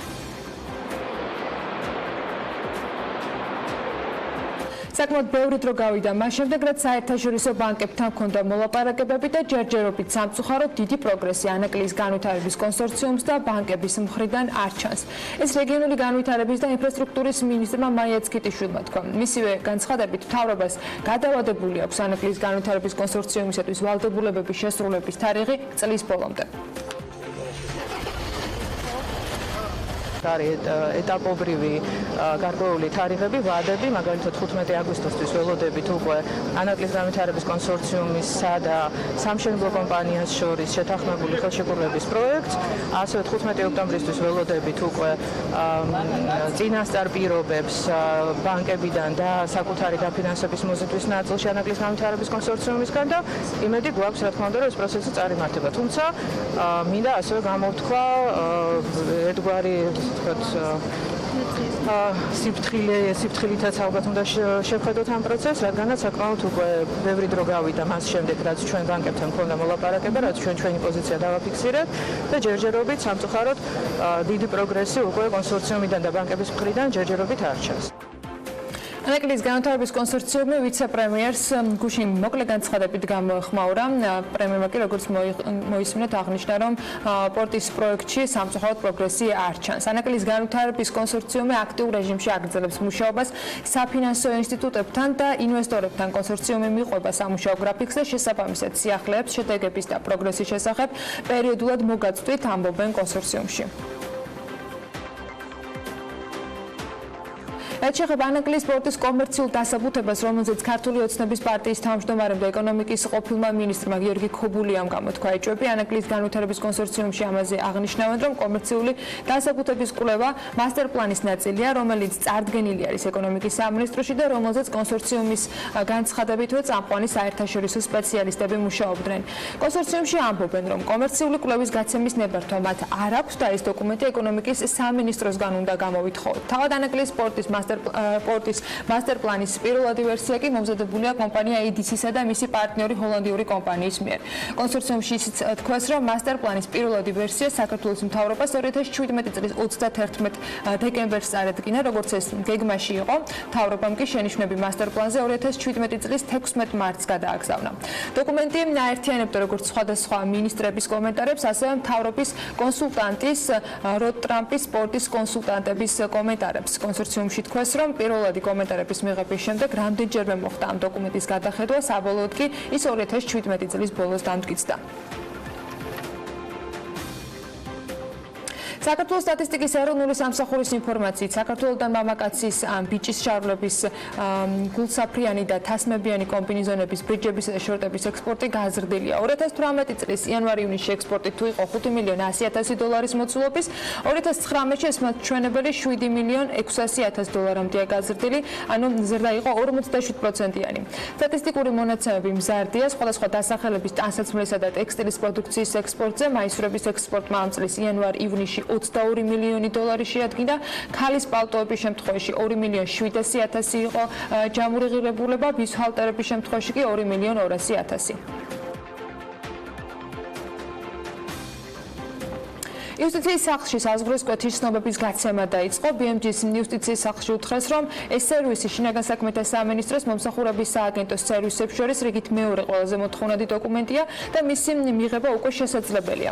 იუსტიციის სახლში განმარტეს, რომ ცნობის მომზადების ვადა და საფასური 5 დღეში 20 ლარია, სამუშაო დღეში 35 ლარი, ერთ სამუშაო დღეში კი მისი ფასი 45 ლარს შეადგენს. უახლოეს მომავალში იუსტიციის სახლში უკვე მომხმარებელი შინაგან საქმეთა სამინისტროს მომსახურების კიდევ ერთ სერვისს ცნობა საავტო სატრანსპორტო საშუალების სამართლებრივი მდგომარეობის შესახებ მიიღებს.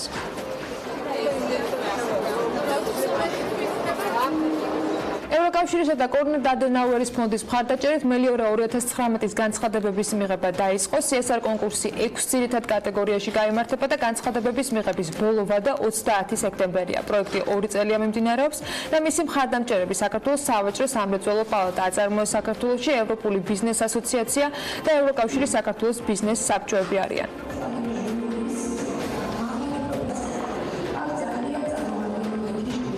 კონკურსის მიზანი შარშან ისევე როგორც წელს არის კორპორაციული სოციალური პასუხისმგებლობის იდეის პოპულარიზაცია პირველ რიგში საზოგადოებაში, ბიზნეს კომპანიების მოტივირება, რომ უფრო აქტიურად დანერგონ თავიანთ საქმიანობაში პასუხისმგებელი ბიზნესის პრინციპები და საუკეთესო მაგალითების ბიზნესის პასუხისმგებელი პროგრამების საუკეთესო მაგალითების გაშუქება და საზოგადოებისათვის გაცნობა. მელიორა 2019-ით ჩვენ შევეცდებით კომპანიებში ავამაღლოთ კორპორაციული სოციალური პასუხისმგებლობის გრძნობა და უფრო მეტი ინფორმაცია მივაწოდოთ CSR-ის შესახებ კომპანიის წარმომადგენლებს. ეს არა მხოლოდ სოციალურ პასუხისმგებლობას, არამედ კონკურენტუნარიანობასაც აამაღლებს. ასევე ამ კამპანიის შედეგად უმჯობესდება ადამიანების სამუშაო პირობები და ცხოვრების ხარისხი. ძალიან დიდი მოლოდინები გვაქვს ქართული ბიზნესის მხრიდან. ჩვენ პოზიტიურ ცვლილებებს ყოველწლიურად ვამჩნევთ და ვხედავთ. სვანეთში BMD-ის მოგზაურობა კი გრძელდება. დღეს მესტიისა და უშგულის სიმაღლეებიდან უნდა გირჩიოთ ზაფხულის საქართველოში გატარება. მასპინძლობისთვის ადგილობრივები მზად ყოველთვის არიან ისტორიით, ბუნებით, სასტუმროებით, კერძებით და მოსახურების სრული სპექტრით. უნდა აღნიშნოს, რომ რუსული ავიასანქციების მიზნებმა სვანეთამდეც მნიშვნელოვნად ვერ მიაღწია. აქ ტურისტები ძირითადად ევროპული ქვეყნებიდან ჩამოდიან. მესტიიდან უშგულამდე ზაფხულის ამბებს ნათნა ჯალაღონია მოგუყვება.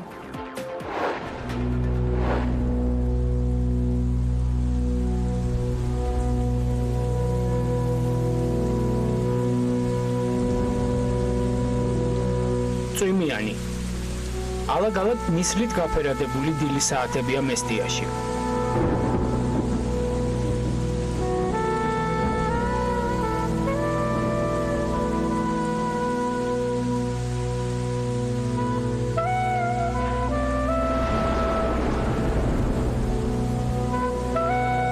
ვინც პეიზაჟებს თვალი უკვე შეავლა კაფეებში საუზმობს. ისტორიულმა სვანურმა კოშკებმა თუ მყინვარების სიახლოვეს დასვენების სურვილებმა სვანეთის ეს მხარე 4 სეზონის მთის კურორტად აქცია, რაც ტურისტების რაოდენობაზეც აისახა. ლონდონიდან ჩამოვედი საქართველოში, რადგან მომწონს საქაურის სამზარეულო და ღვინო. ქვეყნის ისტორია ძალიან საინტერესოა, ასევე ძალიან ლამაზი მთებია აქ. აქამდე არასდროს მინახავს ქართული ტაძრები, მსგავს რეგიონში პირველად ვარ. გაატარეთ ზაფხული საქართველოში.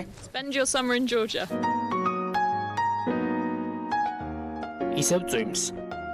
ვისაც გამოდარების იმედი აქვს და თან სვანეთის ისტორიაც აინტერესებს, საუკეთესო ადგილია მესტიის ისტორიულ-ეთნოგრაფიული მუზეუმი, რომელიც განახლებული სახით 2013 წელს გაიხსნა, თუმცა 1936 წლიდან იღებს სტუმრებს.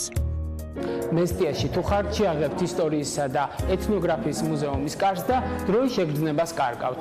ეს უძველესი ხელნაწერების ოთახია და მათ შორის უძველესი ადიშის ოთხთავი 897 წელს გადაწერილი ტაო-კლარჯეთის სკოლაში. ამ თარიღიდან დროის ხაზს თქვენ შეგიძლიათ მომავალში ან უძველეს წარსულში შუა საუკუნეების მიღმა ჯერ კიდევ ბრინჯაოს ხანამდე გაყვეთ. ოღონდ უკვე სხვა ოთახებში.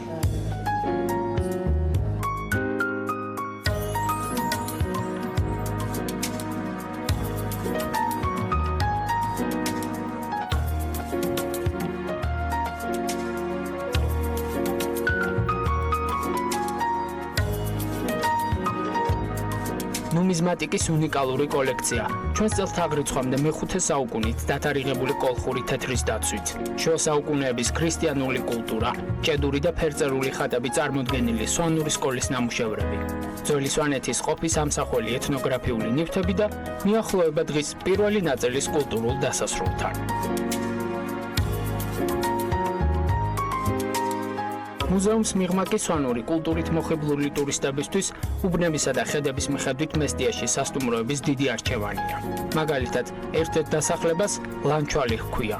ნიგურიანების გვარის ისტორიული სამყოფელი. ამ გვარის ერთ-ერთი შტოს სახელი კი დღეს სასტუმროს აბრაზია. ბაბშა სვანური სიტყვიდან ბაბიდან მოდის და მღვდელს ნიშნავს. სასტუმროს დიასახლისი გვიხსნის, რომ მისი წინაპარი სწორედ მღვდელი იყო. საგვარეულო სახლი შეინარჩუნა, თანამედროვე ელემენტები დაიხმარა და უკვე მესამე წელია ტურისტებს საოჯახო სასტუმროში იღებს. მისი სამიზნე სეგმენტი ძირითადად ევროპაა, ამიტომ რუსული ავიასანქციები ბაბშას დატვირთვაზე საერთოდ არ აისახა. მარკეტინგულ საკითხებს თავადაც კარგად ართმევს თავს, ხელისუფლებისგან კი უფრო სხვა მიმართულებით მოითხოვს ყურადღებას. გამომდინარე იქიდან ძალიან ბევრი სასტუმრო შეიქმნა, ბევრი თანამშრომელიც გვჭირდება და აი გინდათ ეს თანამშრომლის ტრანსპორტირების თემა, რომ არიან გვერდით სოფლებიდან თანასრულები, რომლებიც სიამოვნებით ივლიდნენ, იმუშავებდნენ, მაგრამ ტრანსპორტირების პრობლემებია. იგივე პრობლემა აქვთ ტურისტებსაც. ძალიან კარგი იქნებოდა თუ იქნებოდა უფრო მეტი რუკები, უფრო კარგად აღწერილი გზები.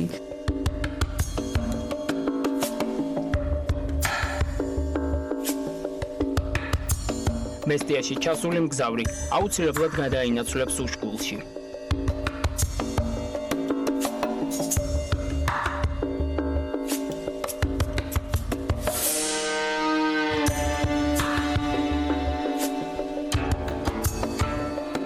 თუ ვინმეს უნდა მოუწოდოთ გაატაროს ზაფხული საქართველოში, ამისთვის ზღვის დონიდან 2100 მეტრის სიმაღლეზე დასახლებული ეს ტერიტორია ერთ-ერთი საუკეთესო ადგილია. ეს თემი განლაგებულია მყინვარ შხარას ძირას და აქაურობას მუდმივი დასახლების სტატუსს დაახლოებით 30-მდე ადგილობრივი მაცხოვრებელი არჩევს.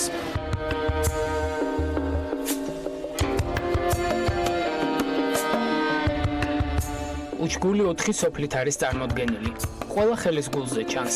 თემის ცენტრში მდებარე სოფელი ჩაჟაში იუნესკოს მსოფლიო მემკვიდრეობის ძეგლია. თემს 30-მდე ტიპიური სვანური თავდაცვითი კოშკები აქვს შემორჩენილი და მათ უმრავლესობას ერთი შეხედვითაც ჩანს, რომ რეაბილიტაცია სჭირდება. სუფარ თამარ მეფის ზამთრის რეზიდენციის დასახელებაა, რაც სვანურად თავშეყრის ადგილს ნიშნავს. აქაურებს ასეჯერათ, რომ თამარ მეფე სალაშქრო წასვლის წინ გადაწყვეტილებებს სწორედ ამ ტერიტორიაზე იღებდა. ისტორიული წყაროების მიხედვით, აქ თავდაპირველად 4 კოშკი და 1 ტაძარი იდგა. 30-იან წლებში კომუნისტებმა 3 კოშკი დაშალეს და მათგან ფერმები ააშენეს. ახლა აქ ადგილზე შემორჩენილია 1 კოშკი და 1-იც ის ძველი ტაძარი. თამარის კოშკს რომ ანგრევდნენ, იეროსლავ ნიჟარაძეს დღესაც ახსოვს, როგორ ეჩხუბებოდა მამა ისტორიული ქვებით ფერმების მაშენებლებს. ვერაფერი გააწყეს. დღეს თუ ესტუმრებით, ამ ამბით დაიწყებს და ყოველი მკაცრი ზამთრის ჩათვლით, რისთვისაც ისევე მზადება ყველაფერს მოგიყვებათ. თითქმის არ არის ისეთი, რა ქვია, ქალაქი და საზღვარგარეთის ქვეყანა, რომ ჩემთან არ მოხვედრილიყვენ. დადიან კანადიდან, საფრანგეთიდან, რა ვიცი, ჩეხეთიდან, უნგრეთიდან, თქვათ შხარისკენ რომ უნდა შესვლათ, ცხენს თუ მოითხოვენ, ცხენით უნდა გავასეირნო და შევიყვანოთ იქანე 6 კილომეტრი არის სოფლიდან შხარამდე. და დანარჩენი მომსახურება ჩემია.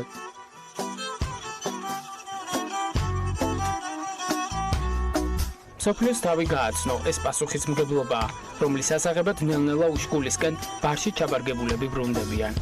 ყოველ შემთხვევაში ასეთია იეროსლავ ნიჟარაძის დაკვირვება და თავადაც ფეხის მოცვლას არ აპირებს. გაზამთრებამდე ყველაფერი მომარაგებული აქვს და ვიდრე უშკულის მისადგომებთან გზებს თოვლი ჩარაზავს, დაგეგმეთ ზაფხული საქართველოში.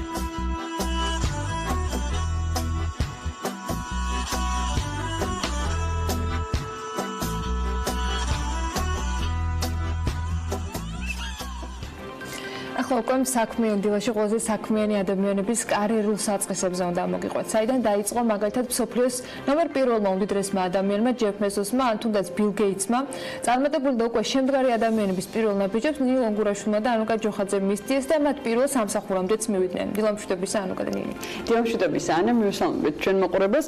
კი ძალიან საინტერესო და სახალისო თემით გიერთდებით მე და ანუკა პირდაპირ ეთერში, მაგრამ სანამ დღეს უკვე მილიარდე და მსოფლიოს საქმიან ადამიანებს გადავალთ, რაღა კონტინენტს იქით წავიდეთ და ვინჯის ყველაზე საქმიანი ტოროლადან დავიწყებთ და ახლა მოდი გვითხარი შენი პირველი სამსახური რომელი იყო?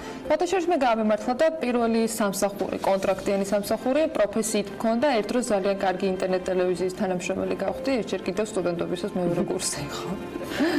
მართალია, ხელიდან გაგვისხლდა, მაგრამ საინტერესო იქნებოდა აქვე მოგვესმინა გიორგი საკატის პირველი სამსახურიც, თუმცა არაუშავს ამისთვის დროს ნამდვილად გამონახავთ, მაგრამ ნინი შენ აქ ხარ და მოდი შენი პირველი სამსახურიც უთხარი ჩვენს მაყურებელს.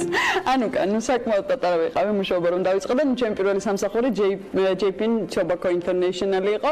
ხოდა მოდი რა დროს მე და ჩემი პირველი სამსახური არის ისეთი ადამიანების სია უნდა გავაცნოთ ახლა მაყურებელს, ჯობს მათზე უფრო მეტი მომენტი ვისაუბროთ და დავიწყოთ მსოფლიოს უმდიდრესი ადამიანით, რომელიც დღევანდელი მონაცემებით 162 მილიარდ 860 მილიონ ამერიკულ დოლარს ფლობს. ამაზონის დამფუძნებლის პირველი სამსახური მაკდონალდსიდან იწყება, სადაც 80-იან წლებში ის თინეიჯერი ბეზოსი ბურგერებს ამზადებდა.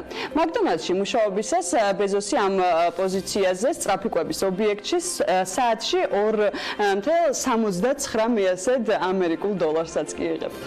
შეიძლება ჯეფ ბეზოსის კარიერა ეგრეთ წოდებულ გრილთან დგომით დაიწყო, თუმცა Facebook-ის დამფუძნებელი 18 წლისაც არ იყო, როცა 1 მილიონ დოლარზე უარი თქვა.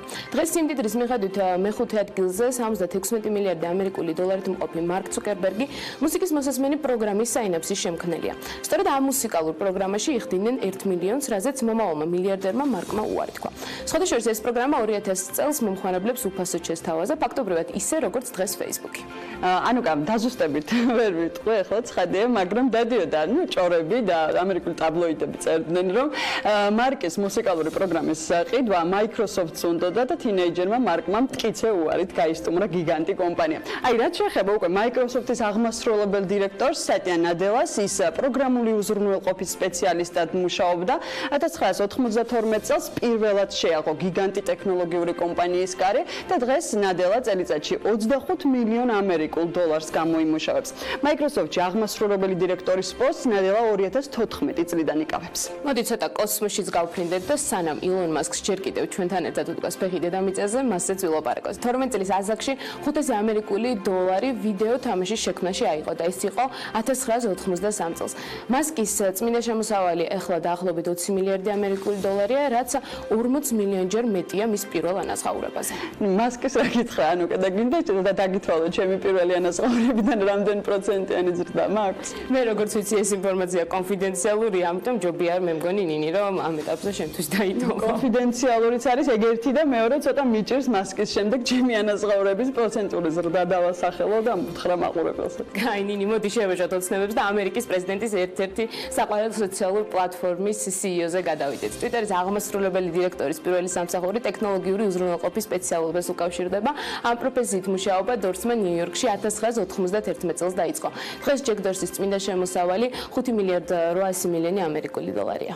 გარაჟიდან დაწყებული ბიზნესის ისტორია ჩვენმა მაყურებელმა კარგად იცის ჩვენი ეთერებიდან, რომელიც Apple-ის დამფუძნებელ Steve Jobs-ს უკავშირდება, მაგრამ არ ამგონია ბევრმა იცოდეს, რომ მისი პირველი სამსახური ვიდეო თამაშების დეველოპერობა იყო.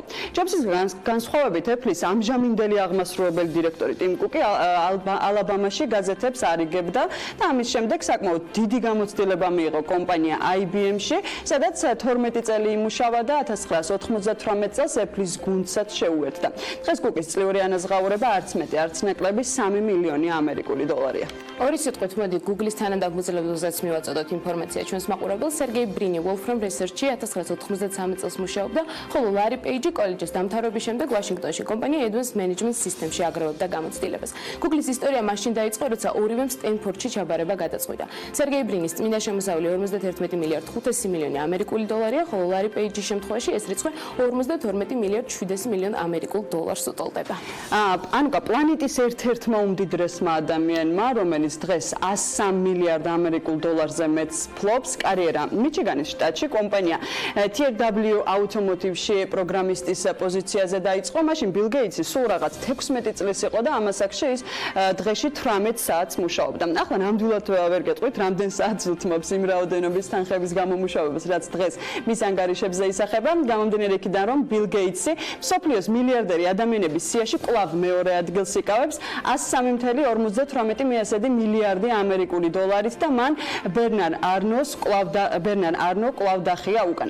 არნოს ქონება ამ დროისათვის 103.27 მილიარდი ამერიკული დოლარი არის ჩვენ ამ მონაცემებით. ცხადია, Forbes ვეყრდნობით, სადაც ონლაინ რეჟიმში მილიარდერების ქონება ცვლადი არის. აუცილებლად უნდა აღვნიშნო, რომ დაახლოებით 9 საათის ინტერვალით არნოსა და Bill Gates-ის პოზიციები საერთო რეიტინგში იცვლება, რადგან სხვაობა მათ მქონებებს შორის ჩვენთვის დიდი ცხადია, მაგრამ მათთვის საკმაოდ პატარა არის და ეს არის დაახლოებით მარტივი არითმეტიკით რო გამოვიანგარიშოს 31 მილიონი ამერიკული დოლარი. ეს რეიტინგი მუდმივად ცვლადია და ვიდრე თქვენამდე ამ ამბავს მოვიტანდით ამ რეიტინგში არნომ და გეიცმა პოზიციები რამდენჯერმე გაცვალეს გუშინ საღამოდან მოყოლებული შესაბამისად მუდმივად განახლებადი ამბები აუცილებლად უნდა ნახოთ Forbes-ის იმ რეიტინგში რომელიც ონლაინ ახლდება და რა თქმა უნდა განსაკუთრებულ და გამორჩეულ სიახლეებს BMG-ში შემოგთავაზებთ. მადლობა ნინის და ანუკას, ჩვენ კი წინ გულოდeba ახლა გვესალმე მეცხარიშვილის მომზადებული ბიზნეს ლანჩი სახელმწიფო შესყიდვებში და სისტემაში არსებული პრობლემები. ეს იყო სწორედ BMG ლანჩის თემა, რომელსაც სალომე მომასპინძლა 2018 წელს სახელმწიფო უწყობების მიერ საქონლის მომსახურებისა და ინფრასტრუქტურის სამშენებლო სამუშაოების შესყიდვის მიზნით ჯამში 4 მილიარდ ლარზე მეტია დახარჯული. წლიდან წლამდე მზარდია ეს მაჩვენებელი და ეს არის ბიუჯეტის, ანუ გადასახადის გადამხდელების ფული. ტენდერებში არსებულ პრობლემებზე, მათ შორის გაუმჭვირვალობაზე და არასათანადო კრიტერიუმებზე ბიზნესი და არა მხოლოდ კერძო სექტორი დიდი ხანია საუბრობს. სად ხედავს კერძო სექტორი გამოსავალს, ბიზნეს ლანჩს უნდა უყუროთ ამისათვის აუცილებლად, რომელსაც სამწუხაროდ მოპასუხე მხარე, ანუ სახელმწიფო შესყიდვების სააგენტო ამჯერად არ დასწრებია.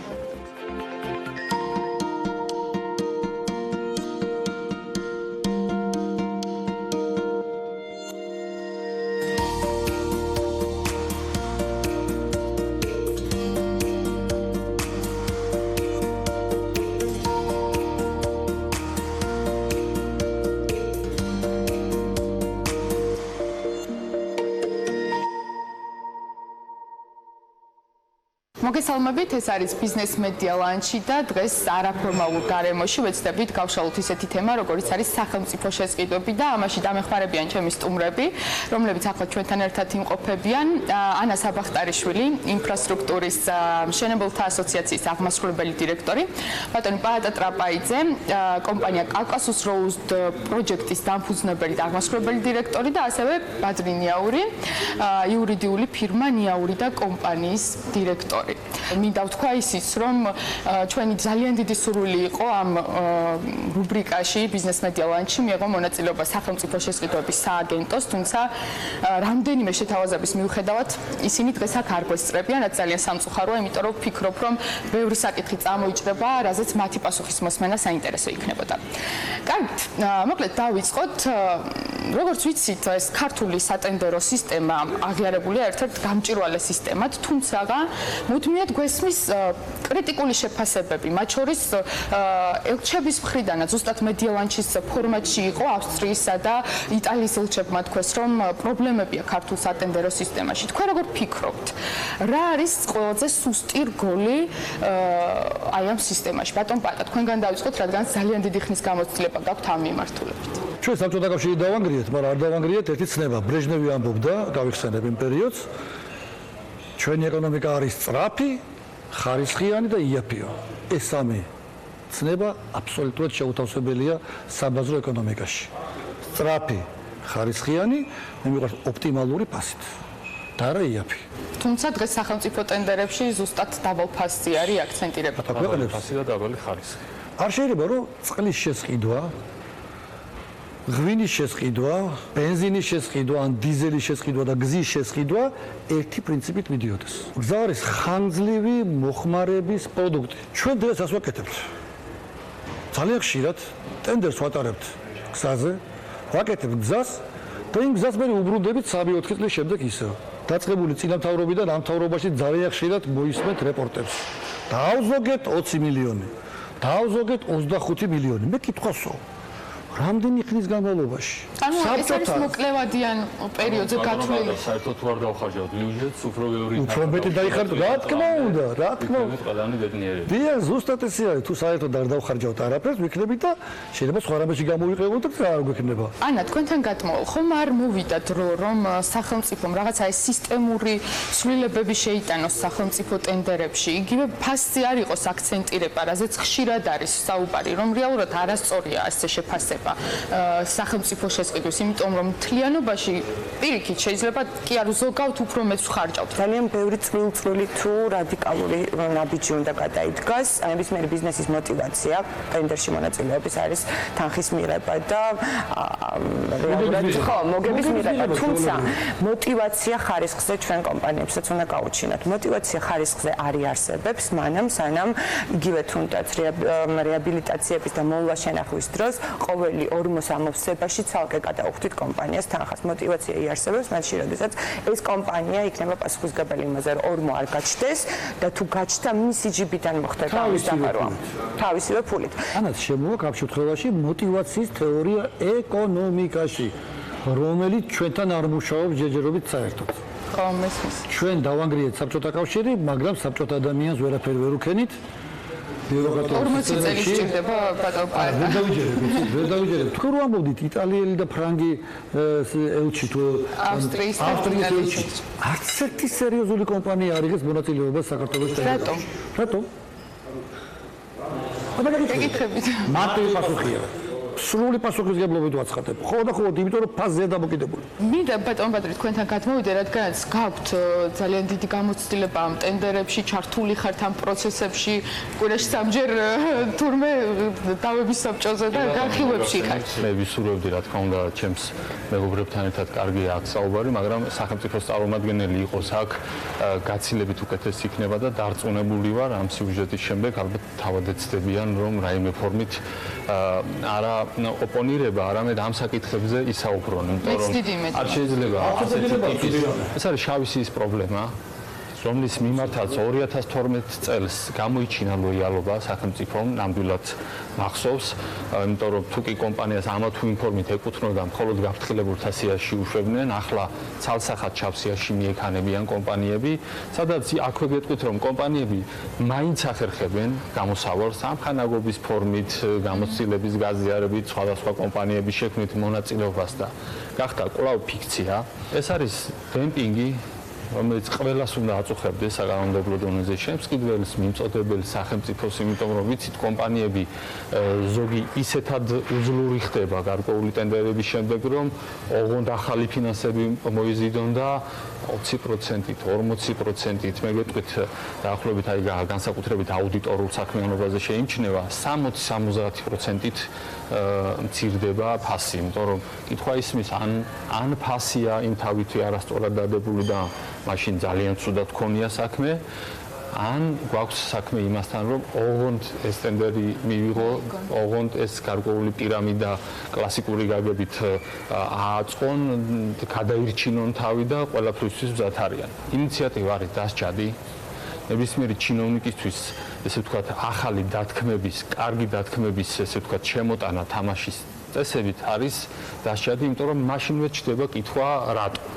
ხომ არის აქ კერძო ინტერესი და ასე შემდეგ და არიან საკუთარი ჩრდილის ქვეშ. დღეს ჩვენ ვართ 64-ში სხვა პოსტსაბჭოთა ქვეყნებთან შედარებით. მაგრამ ეს პროცესია. ვიცით, რა მინდა რომ კაფიოდ გაუსვა ხაზი. რამე განსხვავებულს თუ ვამბობთ, ეს არ ნიშნავს, რომ ნაციონალი ხარ. ისე განსხვავებულს რომ ვიზნობთ ესეც დამოკიდებული. რა თქმა უნდა, როგორც კი რამე განსხვავებულს ამბობ, არა ჩვენიანი ხარ. ეს თავიდან მოდის, მე თქვი კიდევაც. ვინც არ არის ჩვენთან ერთად, ის ჩვენ წინააღმდეგია.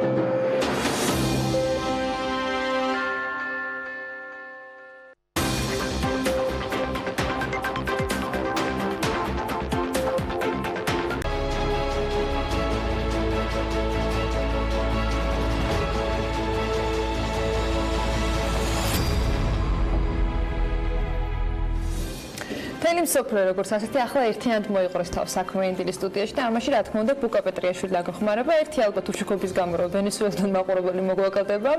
ალბათ, მაგრამ ეგ არაფერი. მოდი ჩვენ უკრაინით დავიწყოთ, სადაც ვადამდელი არჩევნები ჩატარდა. ეს ეტაპიც დასრულებულია და ზელენსკის პარტიამ წარმატებული შედეგებიც დადო. სავარაუდოდ მის პარტიას ხალხის მსახური უმრავლესობა ექნება და თან ძალიან მრავალფეროვანი შემადგენლობით. ბუკა დილა მშვიდობისა. ჩვენ მეზობელ მეგობარ უკრაინაში ეს ეტაპიც ნამდვილად გადალახულია. როგორი არის შედეგები, რამდენად მოსალოდნელი შედეგებით შეხვდა უკრაინელი ხალხი ამ პოლიტიკურ პროცესს? დილა მშვიდობის ანაბექა, მესამეები ჩვენს მაყურებელს. კიდევ ერთი სენსაცია დაფიქსირდა, შეიძლება ითქვას.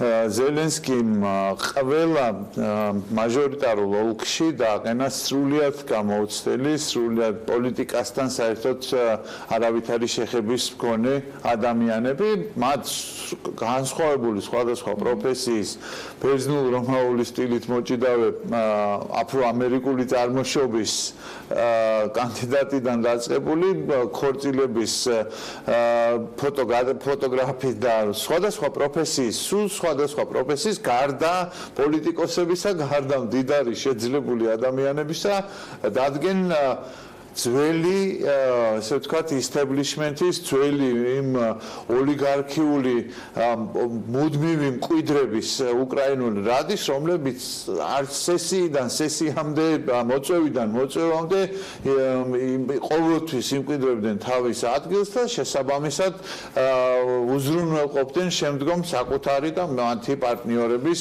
ესე ვთქვათ, ბიზნეს კეთილდღეობას და წარმატებულ საქმიანობას.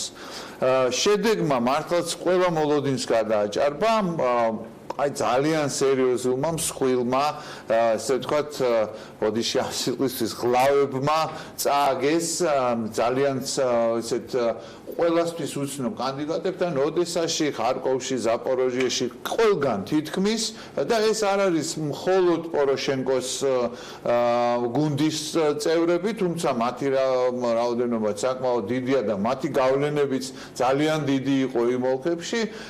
ასევე ეს არის ეგრეთ წოდებული ოპოზიციური რეგიონების პარტიის ყოფილი პრეზიდენტის იანუკოვიჩის მხარდამჭერების და ასე შემდეგ და ასე შემდეგ. სრულიად ახალი შემადგენლობა იქნება უკრაინულ რადაში. უკრაინის დამოუკიდებლობის ისტორიაში პირველად ხალხის მსახური პარტიამ მოახერხა და შეძლო და ყოველგვარი კოალიციის და სხვა პოლიტიკურ ძალებთან გაერთიანების გარეშე მიიღო უმრავლესობა. ის მიიღებს, ესე ვთქვათ, 255-მდე მანდატს, რაც სავსებით საკმარისია, 223 მანდატი არის საჭირო უმრავლესობის მისაღება და 250-დან 255-მდე მანდატს მიიღებს. თუ კი საუბარი იყო არჩევნებამდე, რომ შესაძლო კოალიციის პარტნიორებზე და არჩევნების პირველადი შედეგების გახმიანების დროსაც იყო საუბარი მეორე, ესე ვთქვათ, ახალ მოსulis პოლიტიკაში სვიატოსლავ ვაკარჩუკის, რომელიც არის როქ ჯგუფის მომღერალი და მისმა პარტიამაც ჰოლოს, რომელიც არის ხმა, ესე ვთქვათ, გადალახა ბარიერი და მიიღო 7%-მდე. იყო საუბარი ვიდრე შედეგები კიდევ გაირკვეოდა და დაითვლებოდა ყველა ხმები, რომ შესაძლებელი იყო სწორედ ამ პარტიასთან, ამ პოლიტიკურ ძალასთან კოალიციის გაკეთება. დღეს უკვე შედარებით ფრთხილ განცხადებებს აკეთებენ ზელენსკის პარტიის წარმომადგენლები. ამის საჭიროება და აუცილებლობა ფაქტობრივად არ არის, თუმცა ექსპერტების დიდი ნაწილი მიიჩნევს, რომ რაღაც გარკვეული, ესე ვთქვათ, დაბალანსებისთვის, რათა ხიბლში არ გადავარდეს ეს პარტიაც მსგავსად სხვა მისი წინამორბედებისა, კარგი იქნება თუ კი იქნება კოალიციაში ასევე სხვა პარტიის წარმომადგენლებიც. მიმდინარეობს ეხლა ყველაზე პირველი და უმთავრესი ამოცანა არის პრემიერ-მინისტრის შერჩევა. პრემიერ-მინისტრი ვლადიმერ ზელენსკის განცხადებით იქნება ტექნოკრატი ეკონომიკურ სპეციალობით და ის იქნება თავიდან ბოლომდე ორიენტირებული, ესე ვთქვათ, ეკონომიკურ მდგომარეობის გაუმჯობესებაზე. უმთავრესი და უპირველესი ამოცანა ასევე არის კორუფციასთან ბრძოლაში ხელშესახები წარმატების მიღწევა. აქ არის ძალიან სერიოზული, მართლაც რევოლუციური ნაბიჯები გადასადგმელი. საბაჟო არის გასაწმენდი პირველი და უმთავრესი კანდიდატი, რომელიც ალბათ შეიცვლება, ასევე არის უკრაინის გენერალური პროკურორი იური ლუცენკო, რომელსაც მოიაზრებენ როგორც ყველა ოლიგარქის და გავლენიანი პოლიტიკაში მყოფი ბიზნესმენის ეგრეთ წოდებულ მფარველად. ასევე ძალიან მნიშვნელოვანია, რომ ამ შემადგენლობაში ზელენსკის ასევე ეყოლება მთავრობაში პოლიტიკასთან ყოველგვარი ნაკლები გამოცდილების მქონე პოლიტიკაში ნაკლები ან საერთოდ არ მქონე ადამიანები და დღეს უკვე საკითხი დგას რეალურად, რომ პარლამენტში უკრაინის რადაში შესულ უმრავლესობის დეპუტატებს ჩაუტარონ ძალიან სწრაფად სპეციალური ესე ვთქვათ ტრენინგები, კურსები, რათა მათ იცოდნენ საერთოდ როგორ მოქმედებს წვანე და დილასთან მიმართებაში ალბათ გავლენ ისედაც ფონს დარწმუნებული ვარ, მაგრამ კანონმდებლობის შემოქმედებითი საქმიანობისთვის მათ მართლაც გარკვეული ელემენტარული ცოდნების მიღება ჭირდება. იმას არ უნდა გაუჭირდეს, რა თქმა უნდა, ის აპირებს გაგრძელებას, სხვათა შორის როგორც გავიგე, თან იჭიდავებს, თან დატამზე, თან პარლამენტში და ეს საკითხები შეჯერებული იქნება სხვა პროფესიის ადამიანების მიერაც ასევე, მაგრამ ამოცანები ძალიან დიდია. ეხლა ყველა კარტი ზელენსკის ხელშია. თუ კი აქამდე მან გაიმარჯვა, მაგრამ არ საპრეზიდენტო არჩევნებში, მაგრამ არ ქონდა საპარლამენტო, ესე ვთქვათ, ბერკეტი, მას ეს ბერკეტიც უკვე ხელში აქვს, ამიტომაც მოსახლეობა, მოქალაქეებმა, ვინც მიცა ხმა establishment-ის, ანუ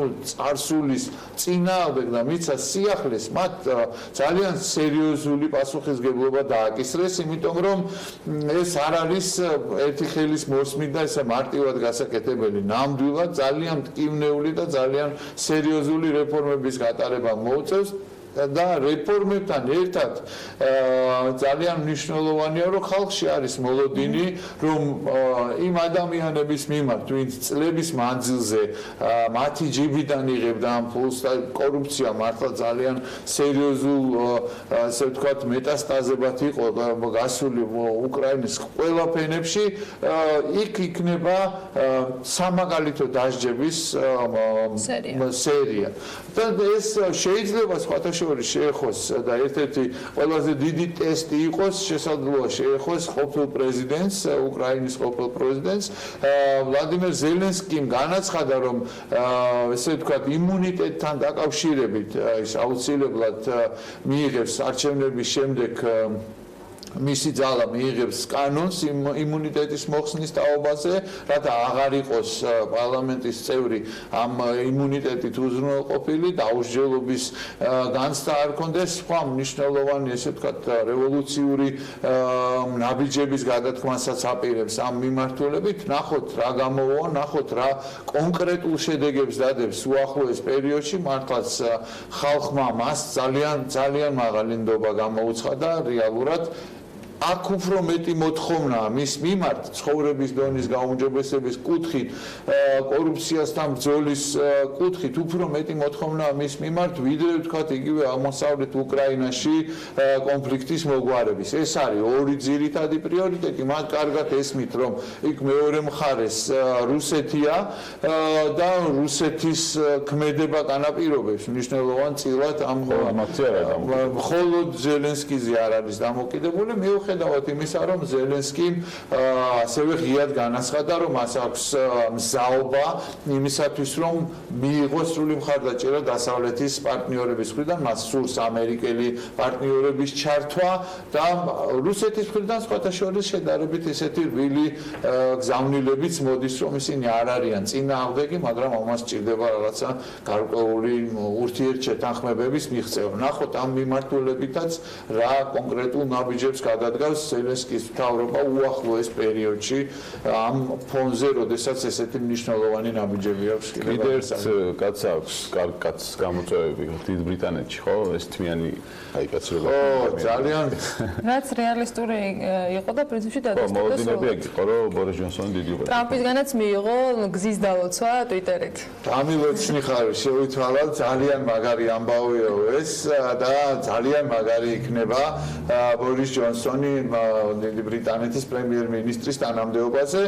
ბორის ჯონსონი ჯერ მხოლოდ არის ამ წუთის მდგომარეობით არის კონსერვატიული პარტიის ლიდერად არჩეული და დღეს, როდესაც იგი შეხვდება დედოფალს, მას შემდეგ ის ჩაიბარებს ბრიტანეთის მთავრობას და პრემიერ-მინისტრის თანამდებობას. ერთი და ყველაზე მთავარი რის ირგვლივად საერთოდ ბოლო ეს წლებია და ბოლო პერიოდია განსაკუთრებულად დიდ ბრიტანეთთან მიმართებაში ეს ნიუსი არ აცხრება, ეს არის ბრექსიტი, რა თქმა უნდა და ბრექსიტთან მიმართებაში ხო მოგახსენებთ როგორ შეიძლება განვითარდეს მოვლენები, მაგრამ მას ასევე კიდევ ძალიან ცხელი ამბავი ხდება, ძალიან სწრაფად მოსაგვარებელი და მოსაწესრიგებელი. ნიშანდობლივია, რომ ირანის საგარეო საქმეთა მინისტრმა ჯავად ზარიფმა მიულოცა დიდი ბრიტანეთის ბორის ჯონსონს დიდი ბრიტანეთის პრემიერ-მინისტრის თანამდებობის დაკავება, მაგრამ ამავე მილოცვაში მან იქვე დაძინა, რომ არ უნდა თავაიწყდეს ვისთან აქვს დიდ ბრიტანეთს და საერთაშორისო თანამეგობრობას საქმე. ბორის ჯონსონს მართლაც ეხლა მოუწევს ძალიან სერიოზული პირველი გამოცდა. დიდ ბრიტანეთს გაცხადებული აქვს, რომ სულ ცოტა ხნით ადრე, ვიდრე საბოლოო შედეგი დადგებოდა, დიდი ბრიტანეთის საგარეო საქმეთა მინისტრმა ჯერემი ჰანტმა გაავრცელა განცხადება, რომ ძალიან სერიოზული ესე ვთქვათ შედეგები მოხვება, თუ კი დროულად არ გაათავისუფლებს ბრიტანული დროშის ქვეშ მცურავ ნავთობის ტანკერს, რომელიც დაკავებულია და არის ბანდარ-აბასის პორტში და ამ ასევე ორშაბათს კობრას ტიპის შეხვედრაზე, საგანგებო შეხვედრაზე გადაწყვეტილება იქნა მიღებული, რომ საერთაშორისო ევროპული მისია შეიქმნას, რომელიც გააკონტროლებს ჰორმუზის სრუტეში მიმოსვლას და მიმოსვლის უსაფრთხოებას ამ ტანკერების და სხვა ტიპის ესე ვთქვათ ტვირთების გადაადგილებას. ნავთობი იქნება ეს თუ სხვა მშრალი ტვირთები. შესაბამისად რეაქციაც ირანის მხრიდან იყო საკმაოდ მძაფრი, რომ ეს არის სივრცე, რომელიც ეკუთვნის ირანს, ირანი აკონტროლებს და დამატებითი საერთაშორისო კოალიციის და დამატებითი საერთაშორისო აქტორების გამოჩენა მხოლოდ და მხოლოდ გააუარესებს სიტუაციას და ვითარებას. გარკვეულწილად მართლაც ისეთი პარადოქსული სიტუაცია იქნება, დიდი ბრიტანეთი მხარს უჭერს ირანთან ბირთვული შეთანხმების შენარჩუნებას. დიდი ბრიტანეთი წავიდა მისი სტრატეგიული მოკავშირის ამერიკის შეერთებული შტატების წინააღმდეგ ამ საკითხში და ამ საქმეში, მაგრამ გამომდინარე იქიდან, რომ დიდი ბრიტანეთის სპეციალური დანიშნულების რაზმმა გიბრალტარის სრუტეში დააკავა ირანული ნავთობით დატვირთული ტანკერი, ირანმა მიიღო საპასუხო ქმედება და მან დააკავა ბრიტანული დროშის ქვეშ მცურავი ტანკერი. როგორ განვითარდება და როგორ გამოვა ამ სიტუაციიდან უკაცრავად აქ კიდევ ძალიან სერიოზული ნიუანსები არის, სერიოზული დეტალები. მოლაპარაკებისთვის მზაობას გამოთქვავს რუსეთიც, ჩინეთიც, გერმანიაც, საფრანგეთიც 28 ივლისს იკრიბებიან ვენაში ამ ქვეყნების წარმომადგენლები. იქ იქნება დიდი ბრიტანეთის წარმომადგენელიც, რა თქმა უნდა იქნება ირანის წარმომადგენელიც, რომ რამენაირად შეინარჩუნონ ეს შეთანხმება, რომელიც საერთოდ არ აღელვებს ამერიკის შეერთებული შტატების პრეზიდენტს. მან ასევე დაანონსა, რომ ის შექმნის საერთაშორისო კოალიციას, უпростоრეთ მისი ადმინისტრაციის მაღალი თანამდებობის პირებმა დაანონსეს, რომ შექმნის კოალიციას, რომელიც თავის თავზე აიღებს ტვირთების მიმოსვლის უსაფრთხოებას სხვა ქვეყნებთან ერთად. ძალიან მნიშვნელოვანია ამ თვალსაზრისით ამერიკის შეერთებული შტატების მიმართ ირანის დამოკიდებულება, რა თქმა უნდა, სრული იგნორირება უკანასკნელი სიტყვებით შეეხმიანენ, რასაც მოყვა დონალდ ტრამპის მხრიდანაც რეაქცია, მან თქვა, რომ შეიძლება აღარც კი გამოჩნდეს საერთოდ აქ რაიმე შეთანხმების მიღწევის შესაძლებლობა, იმიტომ რომ როდესაც ის აკვირდება რიტორიკას, ქმედებას ირანის ხელისუფლების მხრიდან, შევახსენებ ჩვენს მაყურებელს, რომ 2 დღის უკან ირანმა განაცხადა, რომ დაკავებულია 17 კაციანი ჯგუფი, რომელიც ჯაშუშობაში არის ამერიკულმა მხარემ უარყო, თუმცა ეს დაძაბულობა ესე მაინც ნარჩუნდება. ამ თემამ გადაგვახვევინა ბრექსიტის თემისგან. ბრექსიტი 31 ოქტომბერს ორივე კანდიდატი მანამდე, მათ შორის რა თქმა უნდა პირველი უმთავრესად ბორის ჯონსონი ღიად აცხადებდა, რომ რაც არ უნდა მოხდეს 31 ოქტომბერს დიდი ბრიტანეთი დატოვებს ევროკავშირს. შეთანხმების გარეშე ევროკავშირის დატოვება ცოტა რთულად წარმოსადგენია, იმიტომ რომ მას ყავს მოწინააღმდეგეები თავად კონსერვატიულ პარტიაშიც და იცით რომ ეს ჩავარდა ეს წინადადებაც ერთ-ერთ წინადადებად იყო გასული წინა მოსმენების წინა სესიის დროს. არ მგონია რომ ბორის ჯონსონს ეს გამოვიდეს და მას ხათაშორის თავის ესე ვთქვათ საინაუგურაციო გამოსვლაში შედარებით შეარბილა ეს შეთანხმების გარეშე გასვლის შესაძლებლობა. მან თქვა რომ არ მიესალმება ამას მაინც და მაინც, მაგრამ თუ მოუწია და თუ სხვა გამოსავალი არ იქნა, მაშინ რა გაეწყობა და გამკეთებელი. პრობლემა იმაშია ამავე დროს, რომ ევროკავშირის მხრიდან არის ძალიან ღია და მკაფიო მინიშნებები, განცხადებები, რომ არსებული შეთანხმება არ გადაიხედება. არსებული შეთანხმება კი წარმოადგენს პრობლემას იმ თვალსაზრისით, რომ ამა თუ იმ ფორმით უნდა დაფიქსირდეს ჩრდილოეთ ირლანდიასა და ირლანდიას შორის საზღვარი. ეს არის ერთადერთი სახმელეთო საზღვარი, რომელიც იქნება დიდ ბრიტანეთსა და ევროკავშირს შორის, რაც წყალში ჩაყრის რეალურად იმ 20 წლიან სამშვიდობო შეთანხმებას, რომლის შედეგადაც შეწყდა სისხლისღვრა ირლანდიელებს შორის და ამან შეიძლება ხელახალი აფეთქება გამოიწვიოს. ამიტომ ამ შეთანხმების მიღებისაც რეალურად მომხრედ ძალიან ცოტა. რა გამოსავალია? მიუხედავად იმისა, რომ ბორის ჯონსონმა განაცხადა, რომ ეს რამდენიმე 4 ძირითადი დაპირება გაახმიანა, რომ ის აუცილებლად განახორციელებს ბრექსიტს, აუცილებლად დაამარცხებს ჯერემი კორბინს, აუცილებლად გააერთიანებს დიდ ბრიტანეთს და აუცილებლად ახალ სიცოცხლეს შთაბერავს, energizing-ს მოახდენს დიდი ბრიტანეთის ყველა პოლიტიკური ძალის და მოქალაქეების და მოსახლეობის. მიუხედავად ამისა, ძალიან სერიოზულად მოსირებს ვადამდელი საყოველთაო არჩევნების ჩატარების იდეა იმ შემთხვევაში, თან თუ გავითვალისწინებთ, რომ ბორის ჯონსონის მინისტრთა კაბინეტიდან მას არ დახვდება უკვე 4 მინისტრი, რომლებმაც ღიად განაცხადეს, რომ ისინი არ იზიარებენ ბორის ჯონსონის ხისტ მიდგომებს ევროკავშირიდან გასვლასთან დაკავშირებით, მათ შორის უმნიშვნელოვანესი ფიგურა არის ფინანსთა მინისტრი ფილიპ ჰამონდი, ასევე არის იუსტიციის მინისტრი, განვითარების მინისტრი და განათლების მინისტრი და კონსერვატორებში თვითონ შიგნითაც არ იქნება ესე ერთმნიშვნელოვანი მხარდაჭერა.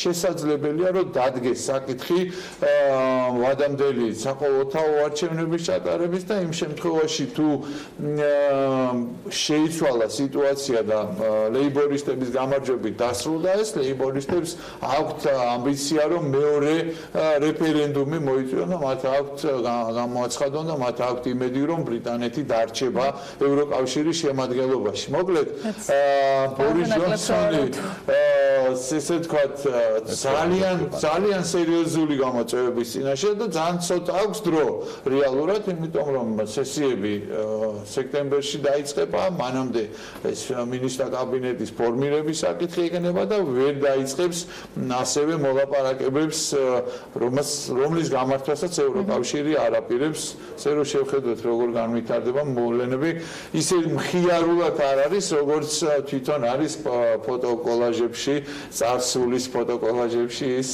წარმოჩენილი და ასახული და რამდენი მხიარული მომენტიც ჰქონდა ცხოვრებისეულად, ამდენი სამხიარულო რამდენად არ ექნება ამ უმნიშვნელოვანეს თანამდებობაზე, თუმცა ერთი ძალიან სერიოზული გაკვეთილია ყველა პოლიტიკოსისთვის, ბორის ჯონსონი თვითონ ღიად აცხადებდა, რომ მისი პრემიერობა ისეთივე რეალობაა, როგორც ელვის პრესლის აღმოჩენა მარსზე, ან მისი რეინკარნაცია ზეთისხილის ხედ. დადგა ეს რეალობა თუ ხა ის მომავალში ზეთისხილადაც მოევლინა თავის თანამოქალაქეებს, მე არ ვიცი, მაგრამ სულ რამდენიმე საათში ის გახდება პრემიერ-მინისტრი როგორც. და ბრიტანეთს ეყოლება უკვე ახალი პრემიერი, რომელიც ოქტომბრის ბოლომდე უნდა მიიღოს მის გადაწყვეტილებას და ბოლოს შეჯამების ნაწილში ამერიკაში ველოდებით ახალ წარმოდგენას, ასე დაარქვიშენ იმ პროცესს, რომელიც კონგრესში უნდა გაიმართოს. ეს არის დამაგვირგვინებელი წარმოდგენა და ეს არის არა მხოლოდ ჩემი შეფასება, ექსპერტების შეფასებაც არის, რომ დიდი პოლიტიკური შოუ შედგება კონგრესში დილიდან ხვალ ამერიკული დროით, ანუ ჩვენი დროით დღეს საღამოს დაიწყება მოსმენა ჯერ იურიდიულ კომიტეტში და შემდეგ დაზვერვის კომიტეტში 3 საათის განმავლობაში იქნება რობერტ მალერის ანგარიშის მოსმენა. სიმართლე რომ გითხრათ, მოლოდინები იმისა, რომ რაღაცა განსაკუთრებულ საერთოდ ითრევდა ფეხს თვითონ მალერი ამ ესე ვთქვათ მოსმენებზე მისვლასთან დაკავშირებით, უბრალოდ დემოკრატები იყვნენ ძალიან დაჟინებულები და ძალიან მოწადინებულები, რომ ეს მოსმენა შემდგარიყო. მათ აქვთ იმედი, რომ მცირე იმედი იმისა, რომ რაღაცა განსაკუთრებულ სიტყვის რობერტ მალერი იმისგან განსხვავებულს, რაც 458 გვერდიან ანგარიშში წერია, იქნება იყოს ისეთი ფრაზა, რომელიც კიდევ მიცემს მათ შესაძლებლობას, რომ დონალდ ტრამპის იმპიჩმენტთან დაკავშირებით კიდევ უფრო გააქტიურდეს მოქმედებები. მე გულწრფელად რო გითხრათ, ისევე როგორც დარწმუნებული ვარ თვითონ დემოკრატებსაც ძალიან ეჭვი მეპარება, რომ ამ ესე ვთქვათ წარმოდგენაზე რაღაცა ისეთი განსაკუთრებული გახმიანდეს, რაც ახალ გარემოებას გამოავლენს და აღმოაჩენს იმისათვის, რომ დონალდ ტრამპი დადანაშაულებული იყო სერიოზულად უშუალოდ რუსეთთან ურთიერთობაში, შემხებლობაში წინა საარჩევნო 2016 წლისთვის და ასევე სერიოზული საფუძველი შეიქმნას იმისათვის, რომ დადანაშაულებული იყოს მეორე მნიშვნელოვან ბრალდებაში, რომელსაც ახმიანებენ დემოკრატები, ეს არის ხელის შეშლა გამოძიებისთვის და მართლმსაჯულებისთვის. იქ იქნება მძაფრი ფრაზები, იქ იქნება გარკვეული ესე ვთქვათ განცხადებები, შეფასებები, დემოკრატები აქტიურებენ, რესპუბლიკელები შეეცდებიან, რომ გაანეიტრალონ, მაგრამ რობერტ მალერს საკმაოდ სერიოზული დიდი პოლიტიკური გამოცდილებაც აქვს, ის არის ვეტერანი პოლიტიკაშიც, საგამოძიებო საქმიანობაშიც და არა ასე შემდეგ და შესაბამისად ძალიან ნაკლებად სავარაუდოა.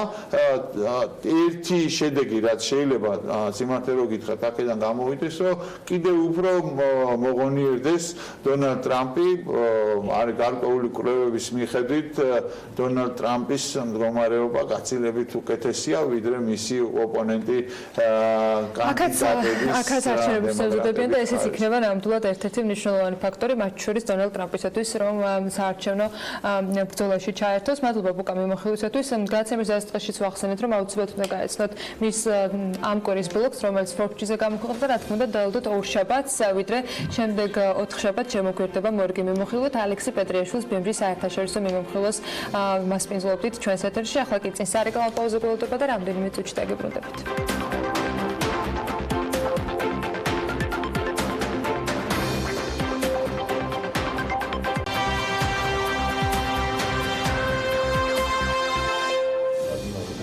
საქმიანი დილის შემდეგი ბლოკის თემა BMG-ს Forbes კვირას ეთერში გაიხსნა. თვითონ საქმე კი უკვე რამდენიმე წელს ითვლის. დაკვირდით კიდეც რომ ამ თემას გავაგრძელებდით. გაწონებული ვარ, ბევრმა ძალიან კარგად იცის. იმ ულამაზესი და ბოლო პერიოდში ძალიან მრავალფეროვანი შეთავაზებით შევსებული ქარხნის შესახებ, რომელიც ნომერი 1-ის სახელით პეტრიაშვილის ქუჩის დასაწყისში მდებარეობს. სიამოვნებით ვისაუბრებდით ამ ადგილზე, როგორც ტრადიციულად, ტურისტულად მიმზიდველ და გამორჩეულ სივრცეზე დედაქალაქში, როგორც ბიზნესებზე და სხვა არაერთ შესაძლებლობაზე, რაც ეს ადგილი იძლევა, მაგრამ ისევ ბიზნესდავაზე უნდა ვისაუბროთ, დავის გამო, რომელიც კომპანია ღვინის ქარხანა ნომერი 1-სა და სააქციო საზოგადოება სავანე ნომერი 1 შორის მიდის, ვერ ხერხდება ვერც ინვესტიციების მოზიდვა და ვერც განვითარება, რომელსაც კომპლექსის მეპატრონეები ცდილობენ, მაგრამ ვერ ახერხებენ სწორედ ამ დავის უпростоრად დაუსრულებელი დავის გამო. საქმიანი დილის ეთერში დღეს კიდევ ერთ მხარეს გვინდოდა რომ მოგვესმინა და არ გამოგვივიდა. ეს ჩვენ განწყობილება არ არის, მხოლოდ ისევ ერთი პოზიციიდან შევეცდებით ამ თემაზე ჩვენი მაყურებლის ინფორმირებას. მოდავე მხარე ოფიციალური წარმომადგენლობა და მისი იურისტები ეთერში მოწვეულები არიან, თუმცა მათგან ამ შეთავაზებაზე მრავალჯერადი მცდელობის მიუხედავად თანხმობა ვერ მივიღეთ. დიდი სიამოვნებით ნებისმიერ ფორმატში კიდევ ერთხელ თავაზობთ მათ უკვე ღია ეთერიდანაც, როგორც წინა შემთხვევაში იყო ეს უკვე მეორე ღია ეთერიდან, თუმცა არაერთხელ პირადი კომუნიკაციით, რომ ისინი BMG-სთან გამოვიდნენ ხაზზე როგორც ღია საუბარში, ასევე სატელევიზიო ფორმატში. დღეს კი მასპინძლობ დავით კლდიაშვილს და არჩილ თაბაგარს, შეპესა ღვინის ქარხანა ნომერი 1 ადვოკატს და იურისტს. მოგესალმებით, მადლობა რომ ხართ ჩვენთან ერთად. პრინციპში საქმის შესახებ საზოგადოება ნაწილობრივ ინფორმირებულია, მაგრამ საქმიანი დილის მაყურებლებისათვის მოკლე რეზუმირება რომ გავაკეთოთ.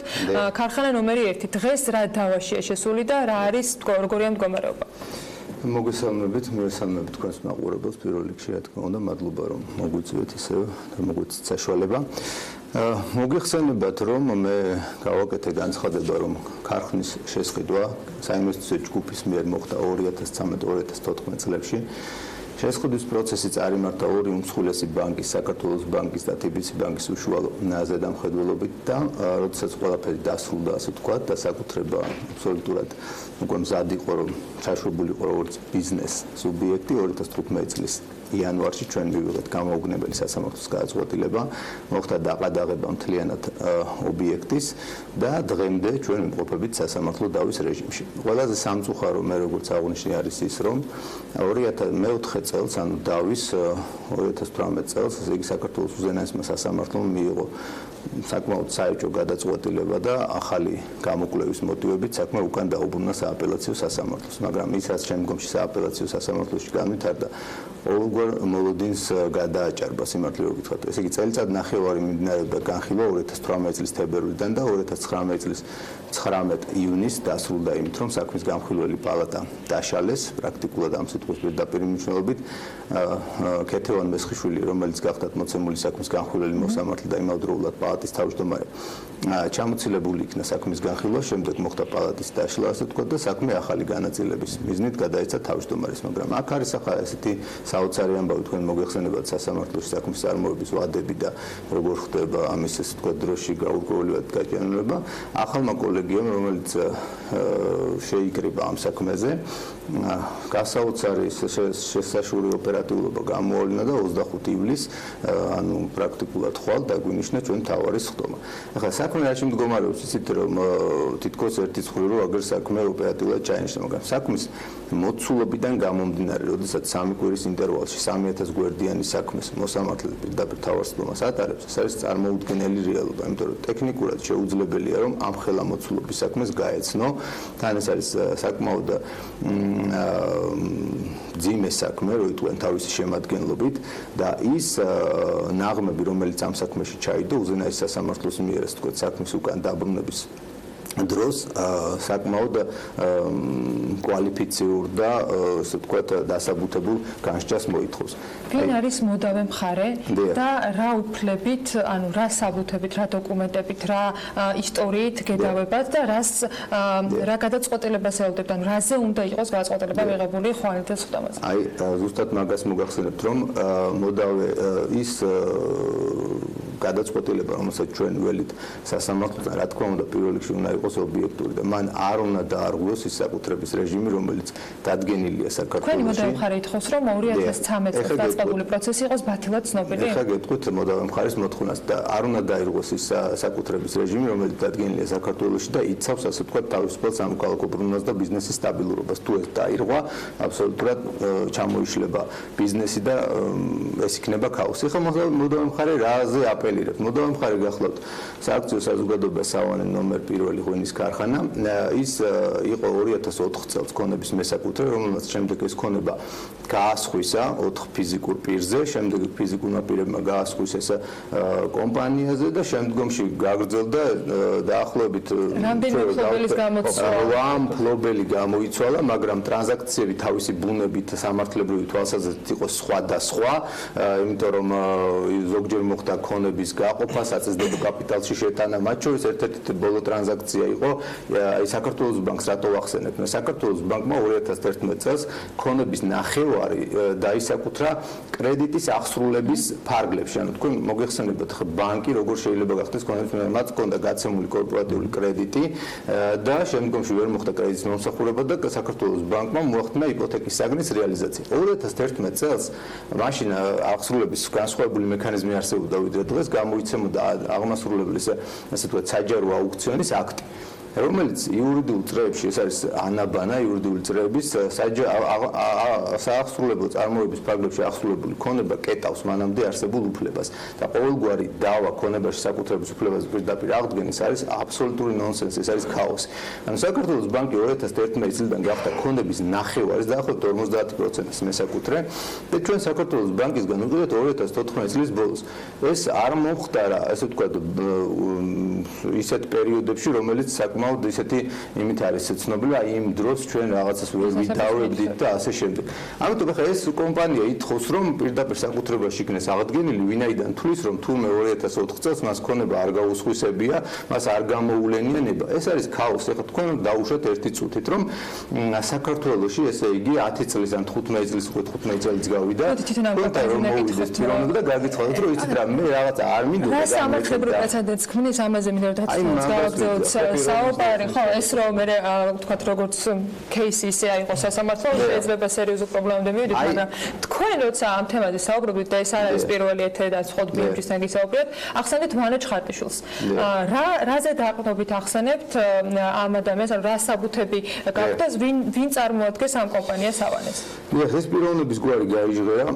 ეს დავა არსებობს უკვე როგორც მოგახსენეთ 5 წელია და ამ პროცესებს აშუქებს სხვადასხვა მედია, ჟურნალისტები და მეც ვეცნობი შესაბამისად ამ ჟურნალისტური გამოძიების წყაროებს, ასე ვთქვათ.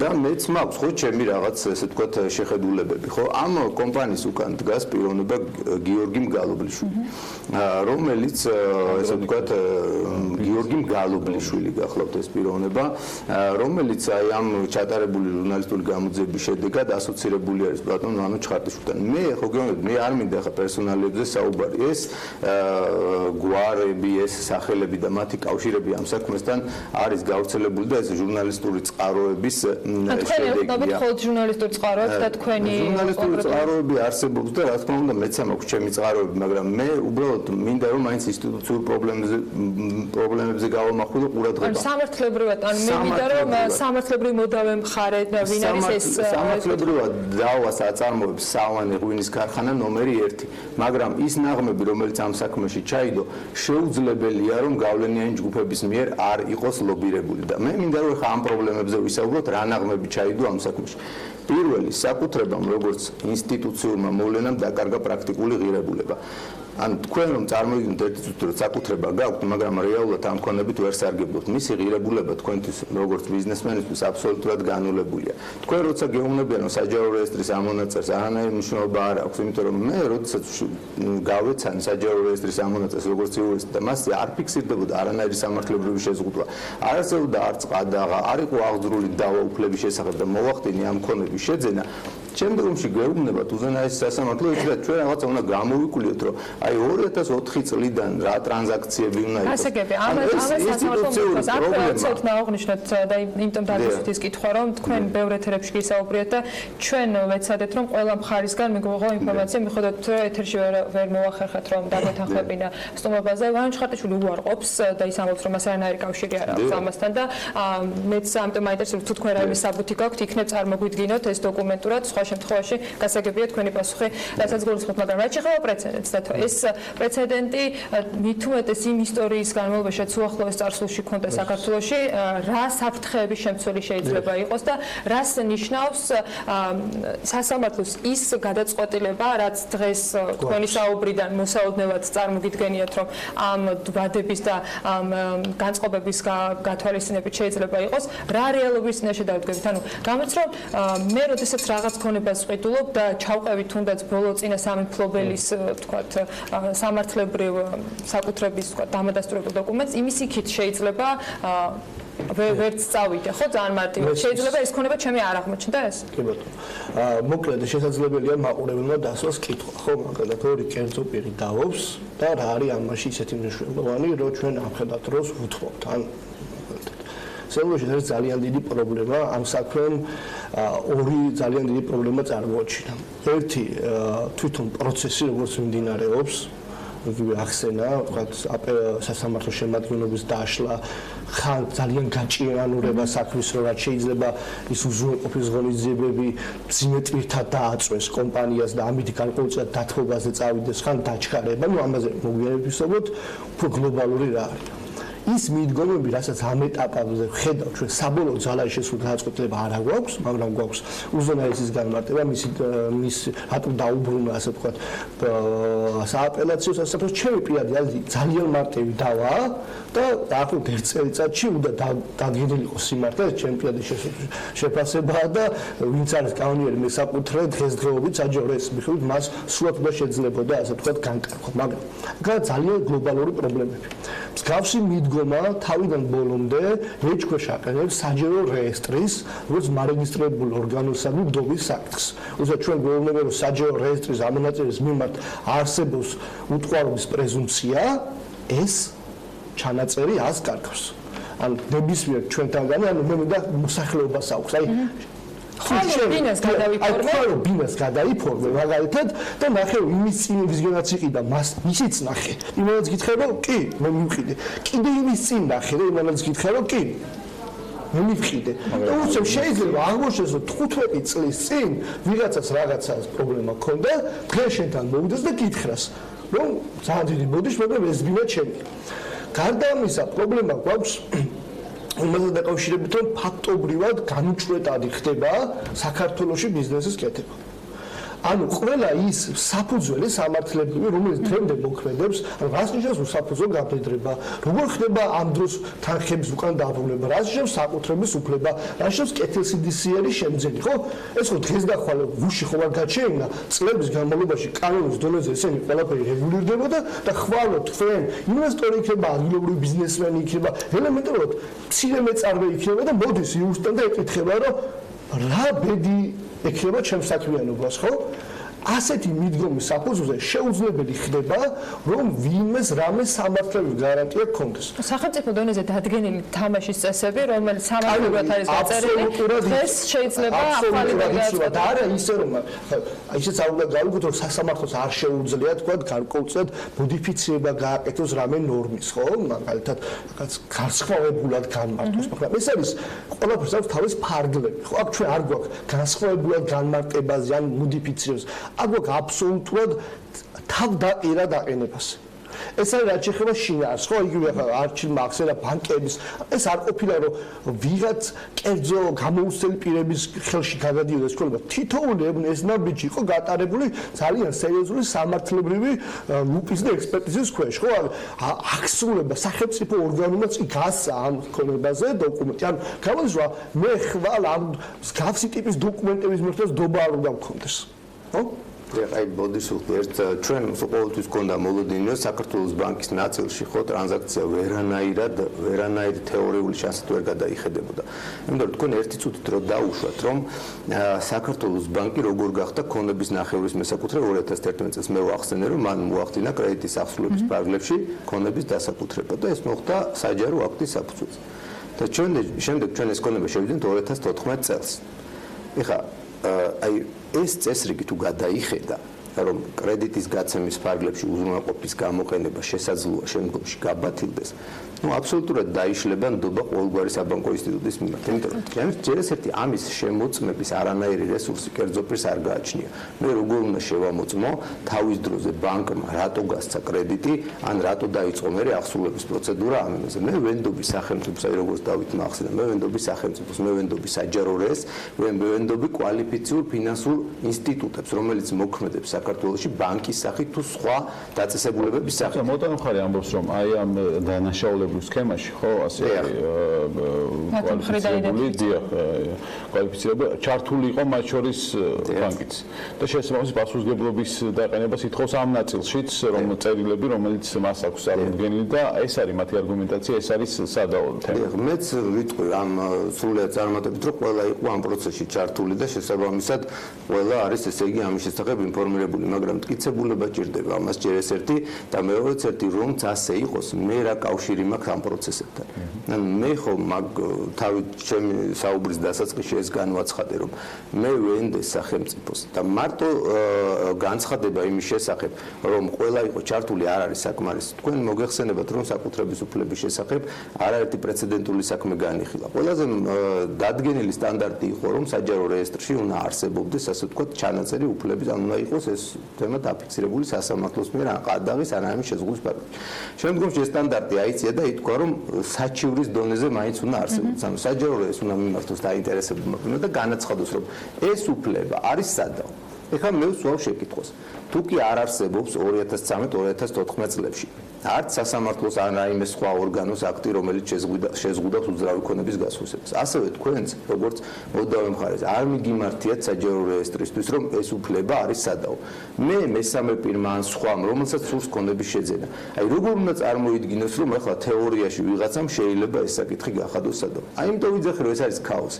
ამის დაშვება, თუ კი ეს ნაღმე არ განეიტრალდა, გამოიწვევს საკმაოდ შეუქცევად პროცესებს. იმიტომ რომ საქართველოში ყველა ობიექტი რაღაც დოზით იყო უკმაყოფილების საგანი. შეიძლება აქციონერების თვალსაზრისით, შეიძლება ზოგიერთი სხვა მოწილე მესაკუთრე სახით.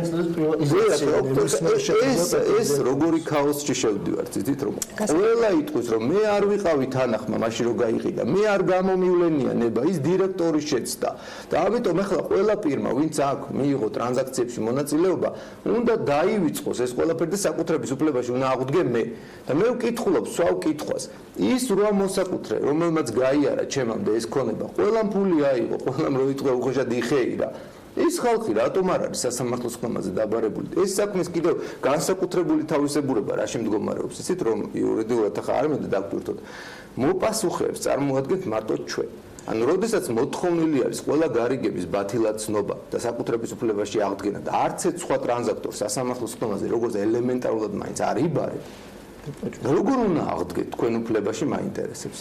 გასაგებია თქვენი კითხვები მე მგონია ყოველ შემთხვევაში მე ასე მეჩვენება რომ ლოგიკურია და ბევრ საფრთხესაც შეიცავს იმ წყობიდან გამომდინარე რაზეც ახლა ვსაუბრობთ. ხვალ იქნება სხდომა და ვნახოთ როგორ იქნება სააპელაციო სასამართლოს გადაწყვეტილება და მე მაინც კიდევ ერთხელ მინდა რომ საქმიანი დილის ეთერის საშუალებით მეორე მხარეს რომელსაც წარმოადგენს კომპანიას სავანეს წარმომადგენლები იქნებიან თუ ეს იურისტები შევთავაზო რომ ჩვენს ეთერებში BMG-ის ეთერებში თქვენი პასუხი მოვისმინოთ სატელევიზიო ვერსიით და იმედი მაქვს რომ ეს გაგონილი იქნება რაიმე ფორმით ჩვენ მოახერხებთ დღეს მხოლოდ ერთი მხარის მოწვევა კვლავაც იმის გამო რომ ვერ მივიღეთ პასუხი თქვენგან დასტური ყოველ შემთხვევაში მიუხედავად არსებული კომუნიკაციისა რომ ამ დიალოგში ჩაერთვებოდით. მადლობა იმისთვის რომ ვიყავით ჩვენთან ერთად. წარმატებას გისურვებთ დავით კლდიაშვილის იურისტს და არჩილ თაბაგარს შეპასახმენის ქარხანა ნომერი 1-ის ადვოკატს მასპინძლობით საქმიანი დილის ეთერში. ახლა წინ რეკლამა გულდება და დაგიბრუნდებით ძალიან მაგ.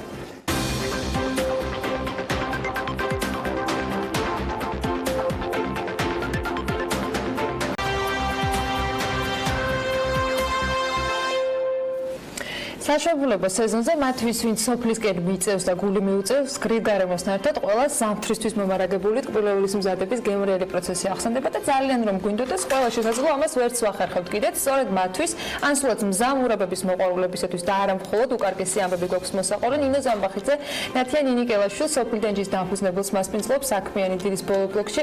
დილა მშვიდობისა. დილა მშვიდობისა, ანა, ბექა, მივესალმებით ჩვენ მაყურებელს. ჩვენ ეთერში არაერთხელ მithქვავს ის, რომ ძალიან დიდი გამოწვევის წინაშე დგანან ფერმერები, როდესაც ისინი აწარმოებენ პროდუქციას და მათთვის სარეალიზაციო ბაზარი პრინციპში ხელმიუწვდომელია, იქიდან გამომდინარე ძალიან ბევრ პრობლემას აწყდებიან სოფლიდან ჩამოიტანონ პროდუქტი ქალაქში. ფერმერთა სადისტრიბუციო კომპანია ამას ნაწილობრივ ეხმაურებოდა, თუმცა იქამდე ყველაფერი ბევრად ადრე დაიწყო ჩემო სტუმარმა ნათია ნინიკელაშვილმა, რომელიც არის soplidan.ge-ის დამფუძნებელი.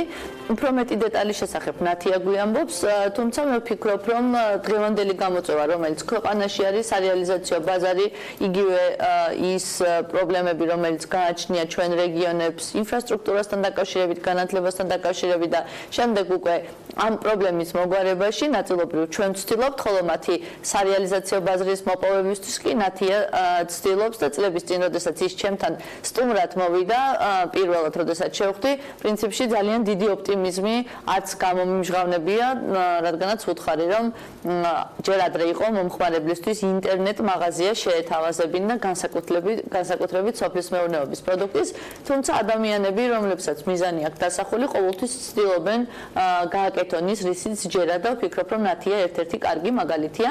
ნათია, მოგესალმები, ძალიან დიდი მადლობა ეთერში მოსვლისთვის. მე ძალიან მიყვარს და ვიცი ბევრი soplidan.ge-ის შესახებ, თუმცა ორი სიტყვით მინდა რომ მაყურებელს მოუყვეთ რა არის ზოგადად soplidan.ge-ის კონცეფცია და რა ახალი მიმართულებები გაქვთ დამატებული. მოგესალმებით, მადლობა მოწვევისთვის, მივესალმებით ჩვენს მაყურებელს. მოკლედ შევახსენებ ჩვენს მაყურებელს რა არის soplidan.ge. შეხსენებას იმიტომ ვამბობ, რომ ბევრმა უკვე იცის მის შესახებ და ეს ძალიან მობედნიერებს. ეს არის მოკლედ ვამბობთ ხოლმე ასე, რომ მარტივად გასაგებად, რომ ეს არის ხიდი სოფელსა და ქალაქს შორის, რომელიც საშუალებას აძლევს მომხმარებელს, ქალაქელ მომხმარებელს, ისე ინოვაციურად, მარტივად, თანამედროვე მეთოდებით შეიძინოს სოფლის ჯანსაღი პროდუქტი და მიიღოს პირდაპირ სახლში.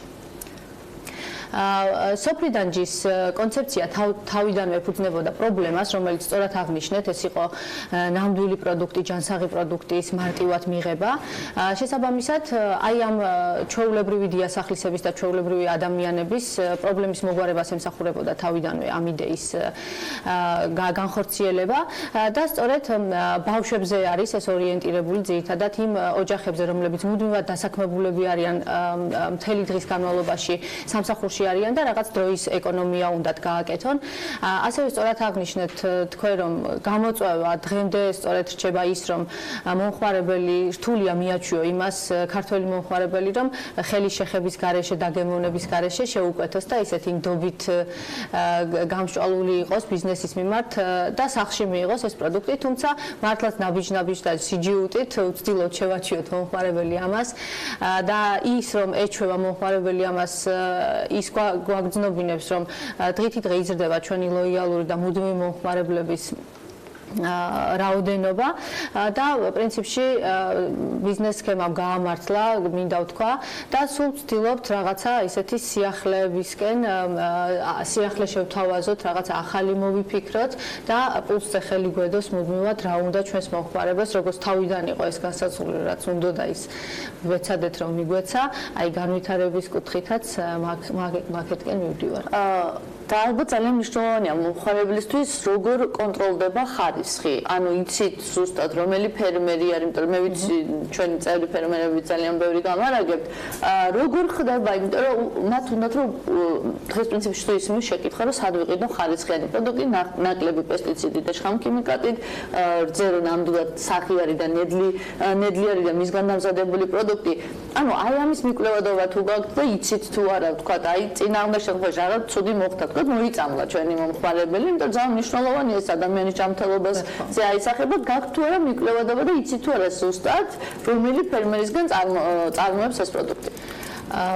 ჩვენი მომხმარებელი პირველ კითხვას ასაცვავს, სწორედ ეგ არის, ნინო, გვეკითხება, რომ რატომ და დავიჯერო, რომ თქვენი პროდუქტი უფრო კარგია, ვიდრე თქვა მარკეტში ჩავალ ქვემოთ, ამ ბაზარში წავალ და იქ რო ვიყიდი. და სწორედ ეს კითხვა იყო ის ჩემი დარდის მიზეზიც, რის გამოც მოვედი მე სულ პირველად თქვენთან და სტუმრის სტატუსით. სწორედ ფერმერთა ასოციაციის ფერმერებმა მოგვცა საშუალება და საქართველოს ფერმერთა დისტრიბუციასთან დაკავშირება მოგვცა სწორედ ის ახალი შესაძლებლობა, რომ ამ კითხვაზე პასუხი გაგვეცა მეტნაკლებად, რადგანაც ყველასთვის ცნობილია, რომ სახელმწიფო ეხად გავს რაღაც გადამწყვეტ ნაბიჯებს ამ მიმართულებით, რომ სტანდარტიზებული იყოს პროდუქტი, თუნდაც პირველადი წარმოება, თუნდაც მეორადი წარმოება. ამიტომაც მუდმივად ვცდილობთ ისეთი ფერმერები მოვიძიოთ, ისევ და ისევ ფერმერთა ასოციაციის დახმარებით, რომლებიც ჩართული არიან ამ პროცესში, თუნდაც რასაც ქვია გეოგაპი, ქართული სტანდარტი წარმოების და რაღაცნაირად ასე თუ ისე გამორჩეული იყოს ეს პროდუქტი თავისი ხარისხით და თავისი მაჩვენებლებით. რაც შეეხება თვითონ სტანდარტიზაციის პროცესს თვითონ შიგნით ბიზნესში წარმოების იქეთ. ჩვენ ჩვეულებრივად ბიზნეს ოპერატორები ვართ, რაც ვალდებულებას გვაკისრებს სახელმწიფოს წინაშე და სურსათი ეროვნული სააგენტოს წინაშე, რომლის მხრიდანაც კონტროლდება ჩვენთან ყველა ის მიწოდების, შენახვის, ყველანაირი სტანდარტები. შესაბამისად ვცდილობთ პირნათელები ვიყოთ ჩვენს მომხმარებელთან. ჩვენ ცალკე გვაქვს საიტზე უსასუქო კატეგორია პროდუქტების, რომელშიც მხოლოდ იმას ვათავსებთ, რომელსაც მართლა აქვს სერტიფიკატი და ზუსტად დოკუმენტალურად დარწმუნებული ვართ, რომ ეს პროდუქტები გამოირჩევა და განსხვავდება იმ პროდუქტისგან, რომელსაც სხვა ფერმერები აწარმოებენ და ამითი რაღაცა არჩევანის საშუალებასაც ვაძლევთ ჩვენს მომხმარებელს და ვეუბნებით, რომ კი, ცოტა ძვირია, მაგრამ აი განსხვავება არსებობს. ეს იმისთვისაც მნიშვნელოვანია, რომ ფერმერებისთვისაც სტიმულია, ჩემი აზრით, იქიდან გამომდინარე, რომ ისინი ხედავენ, რომ არსებობს რაღაც პრემიალური პროდუქტები, რომლის მიმართ მოთხოვნა ყოველდღე იზრდება მომხმარებლების მიერ. ყოველდღე უფრო მეტ კითხვას ვსვამენ მომხმარებლები რითეილი, ასე ვთქვათ, საცალო მომხმარებლები, რომ რას ვჭამთ, რას ვაჭრობთ ჩვენს შვილებს და შესაბამისად ასეთი პროდუქტების მიმართ ინტერესი რომ იზრდება, დაკმაყოფილებაც უფრო მეტი უნდა წამოვიდეს ფერმერებისგან. და აქ უნდა აღვნიშნო ერთი ძალიან საინტერესო რამ, რომ თქვენი soplidan.ge აგრონავტში ჩვენ აპლიკაციაშიც განთავსებულია და შეგვიძლია პირდაპირ აპლიკაციიდანაც გადახვიდე ვებგვერდზე და შეუკვეთო თქვენი პროდუქტი. ანუ ყველაფერია გაკეთებული იმისთვის, რომ მომხმარებელს მარტივად გაუმარტივოთ და უფრო ეს თქვათ, კარგი გავაბედინოთ ეს ერთი და მეორე კარგი ეკოსისტემა შევქმნათ იმისთვის, რომ ხარისხიანი პროდუქტი მიიღოს პირველი და მეორე სახლიდან გაუსწოროთ მიიღოს, იმიტომ რომ დღეს მგონია, რომ მართლა 21 საუკუნე გახდა სოციალური ინტერნეტიზაციის ერა, სადაც სახლიდან გაუსწოროთ აკეთებ აბსოლუტურად ყველაფერს, იმიტომ რომ დროც ძალიან მგონია, რომ დაჩქარდა და დროის სერიოზული დეფიციტიც არის. ასევე soplidan.ge-ს აქვს ახალი მიმართულება მურაბები, რომელიც აი ხშირად გამიგია ესეთ რამ რომ გავსინჯე ბებია გამახსენდა. ანუ რა არის ეს საიდუმლო, რატომ გახსენებს ეს ყველაფერი ბებიას და იმიტომ რომ ძალიან ბევრი მურაბა წარმოებს, ხო? დახლები, სავსეა ქართული წარმოების ძალიან კარგი მისასალმებელია, მაგრამ აი ბებია გამახსენა რატო ხდება ესე? როგორც წეგან აღნიშნე, მუდმივად გვიდევს რაღაც პულსზე ხელი და ვიკითხებით, სულ გვაქვს კომუნიკაცია მომხმარებელთან. ეს ერთ-ერთი ჩვენი ისეთი სიამაყით შემიძლია ვთქვა, რომ ძლიერი მხარეა ამ ბიზნესის. მუდმივად ვიკითხებით, რა უნდათ მომხმარებელს და სულ გვეუბნებოდნენ, რომ რა კარგი იქნებოდა, აი დედაჩემი რო ტყემალს აკეთებდა და აღარ არის დედაჩემი და აი იქნება რაღაცა. რა კარგი იქნებოდა ბებია ჩემი რო რაღაცა კირში რო გამოყავდა, კაკლის მურაბა აი ისეთი რო ყოფილიყო და სულ ფიქრობდით ამაზე, სიმართლე გითხრათ, ეს ერთი მხრივ კიდე ცოტა სოციალური პასუხისმგებლობის თემაც არის, იმიტომ რომ უნარჩენო წარმოება არის ფაქტიურად, ანუ უდანაკარგო წარმოება, რომელიც საშუალებას გაძლევს, რომ მაქსიმალურად აითვისო ეს სოფლის მეურნეობის პროდუქტები და შექმნა რაღაცა მეორადი წარმოების პროდუქტი. და სწორედ აი ესეთი სახლური წარმოება გვაქვს ჩართული, თუმცა რა თქმა უნდა, ყველანაირი სტანდარტის დაცვით. მოკლედ, არ უნდა მომხმარებელს ჩვენ საიტზე არ უნდა მომხმარებელს რაღაც მასიური წარმოების პროდუქტი, უნდა ახლური ინდივიდუალურად თითქოს აი რა განცდაც აქვს ხო ჩემთვის არის პირადად აი ესეთი პროდუქტი და წელს უკვე მაქსურვისაც შეუსრულებთ და ეხლა ცოტა ისე ბებიები ვინახავთ ამ ზამთარში გამოვიდეთ ხო ჯერ არ გამოვიტანთ ხა ჩვილო ჯერ არ შეიძლება ამისჭამა ხო და კიდე ერთ თემაზეც ვფიქრობთ რომ 2 წლის წინ ჩვენ პატარა მიწაზე ჩემი საკუთრება რაც არის სოფელში იქ მოვიყვანეთ ლობიო და ну აი ძალიან დიდი გამოხმაურება ქონდა ამას რომ აი ეს ნდობის ფაქტორი რაც აქვს მომხმარებელს ამ ბიზნესის მიმართ უკვე შენით მოყვანილი პროდუქტი რო არის კიდევ უფრო მეტად შენს მიმართ ნდობით განაწყობს და ამიტომაც გვინდა რომ აი რამოდენიმე კულტურა მაინც ჩვენ მიწაზე მოყვანილი შევთავაზოთ და ეს იყოს დასაწყისი კიდევაც იმის რომ ჩვენი მეურნეობიდან მოხდეს მერე უკვე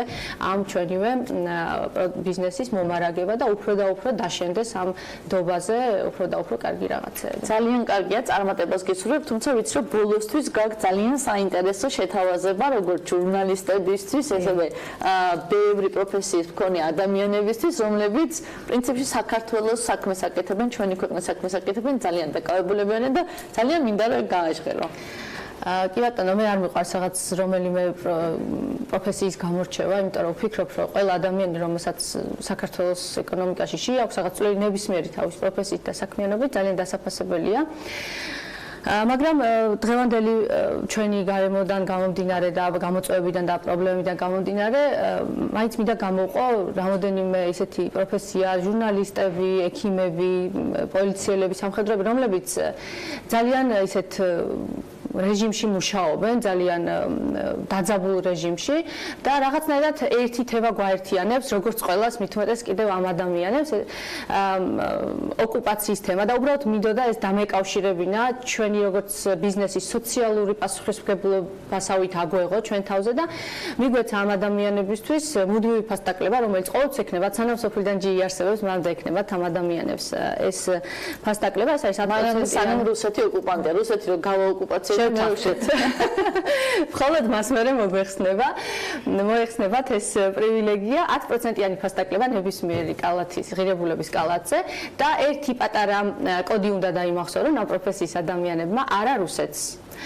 გადაბმულად უნდა დაწერონ პატარა ადგილი არის ეხლა ცოტა სატელევიზიო სივრცეში რთულია ამის მინიშნება მაგრამ საიტზე რომ შევლენ ძალიან მარტივად მიხვდებიან სადაც ჩაიწეროს ეს ფასდაკლების კოდი შეკვეთის განთავსებების დროს არა რუსეთს ჩაწერენ და ექნება 10%-იანი ფასდაკლება მანამ სანამ რუსეთი ოკუპანტია მაგალითად ამ ფერმერებმა იმედია დიდხანს არ იმედი გავიტოვოთ რომ 10%-იანი ფასდაკლება დიდი ხანი არ გექნებათ თან ეს მე მგონი სპეციალურად არის იმიტომ რომ 20-დან 10-ზე რო ჩამოვიდნენ 20%-ის ოკუპაციიდან ჯერ 10-ზე რო ჩამოვიდნენ გადაწიონ უკან საზღვრები და შემდეგ საერთოდ გავიდნენ საქართველოსთან უკეთესი იქნება ძალიან კარგი ინიციატივაა ვფიქრობ იმ პროფესიის ადამიანების რომელიც 24 საათიან რეჟიმში მუშაობენ დაწყებული თქვენით დამთავრებული მაშველებით, სამხედროებით, ექიმებით, ყველა იმ ადამიანებით, რომლებიც მართლა რეალურად ცდილობენ, რომ ჩვენი ქვეყნის ეკონომიკა განავითარონ და ჩვენი ქვეყანა გაანთავისუფლონ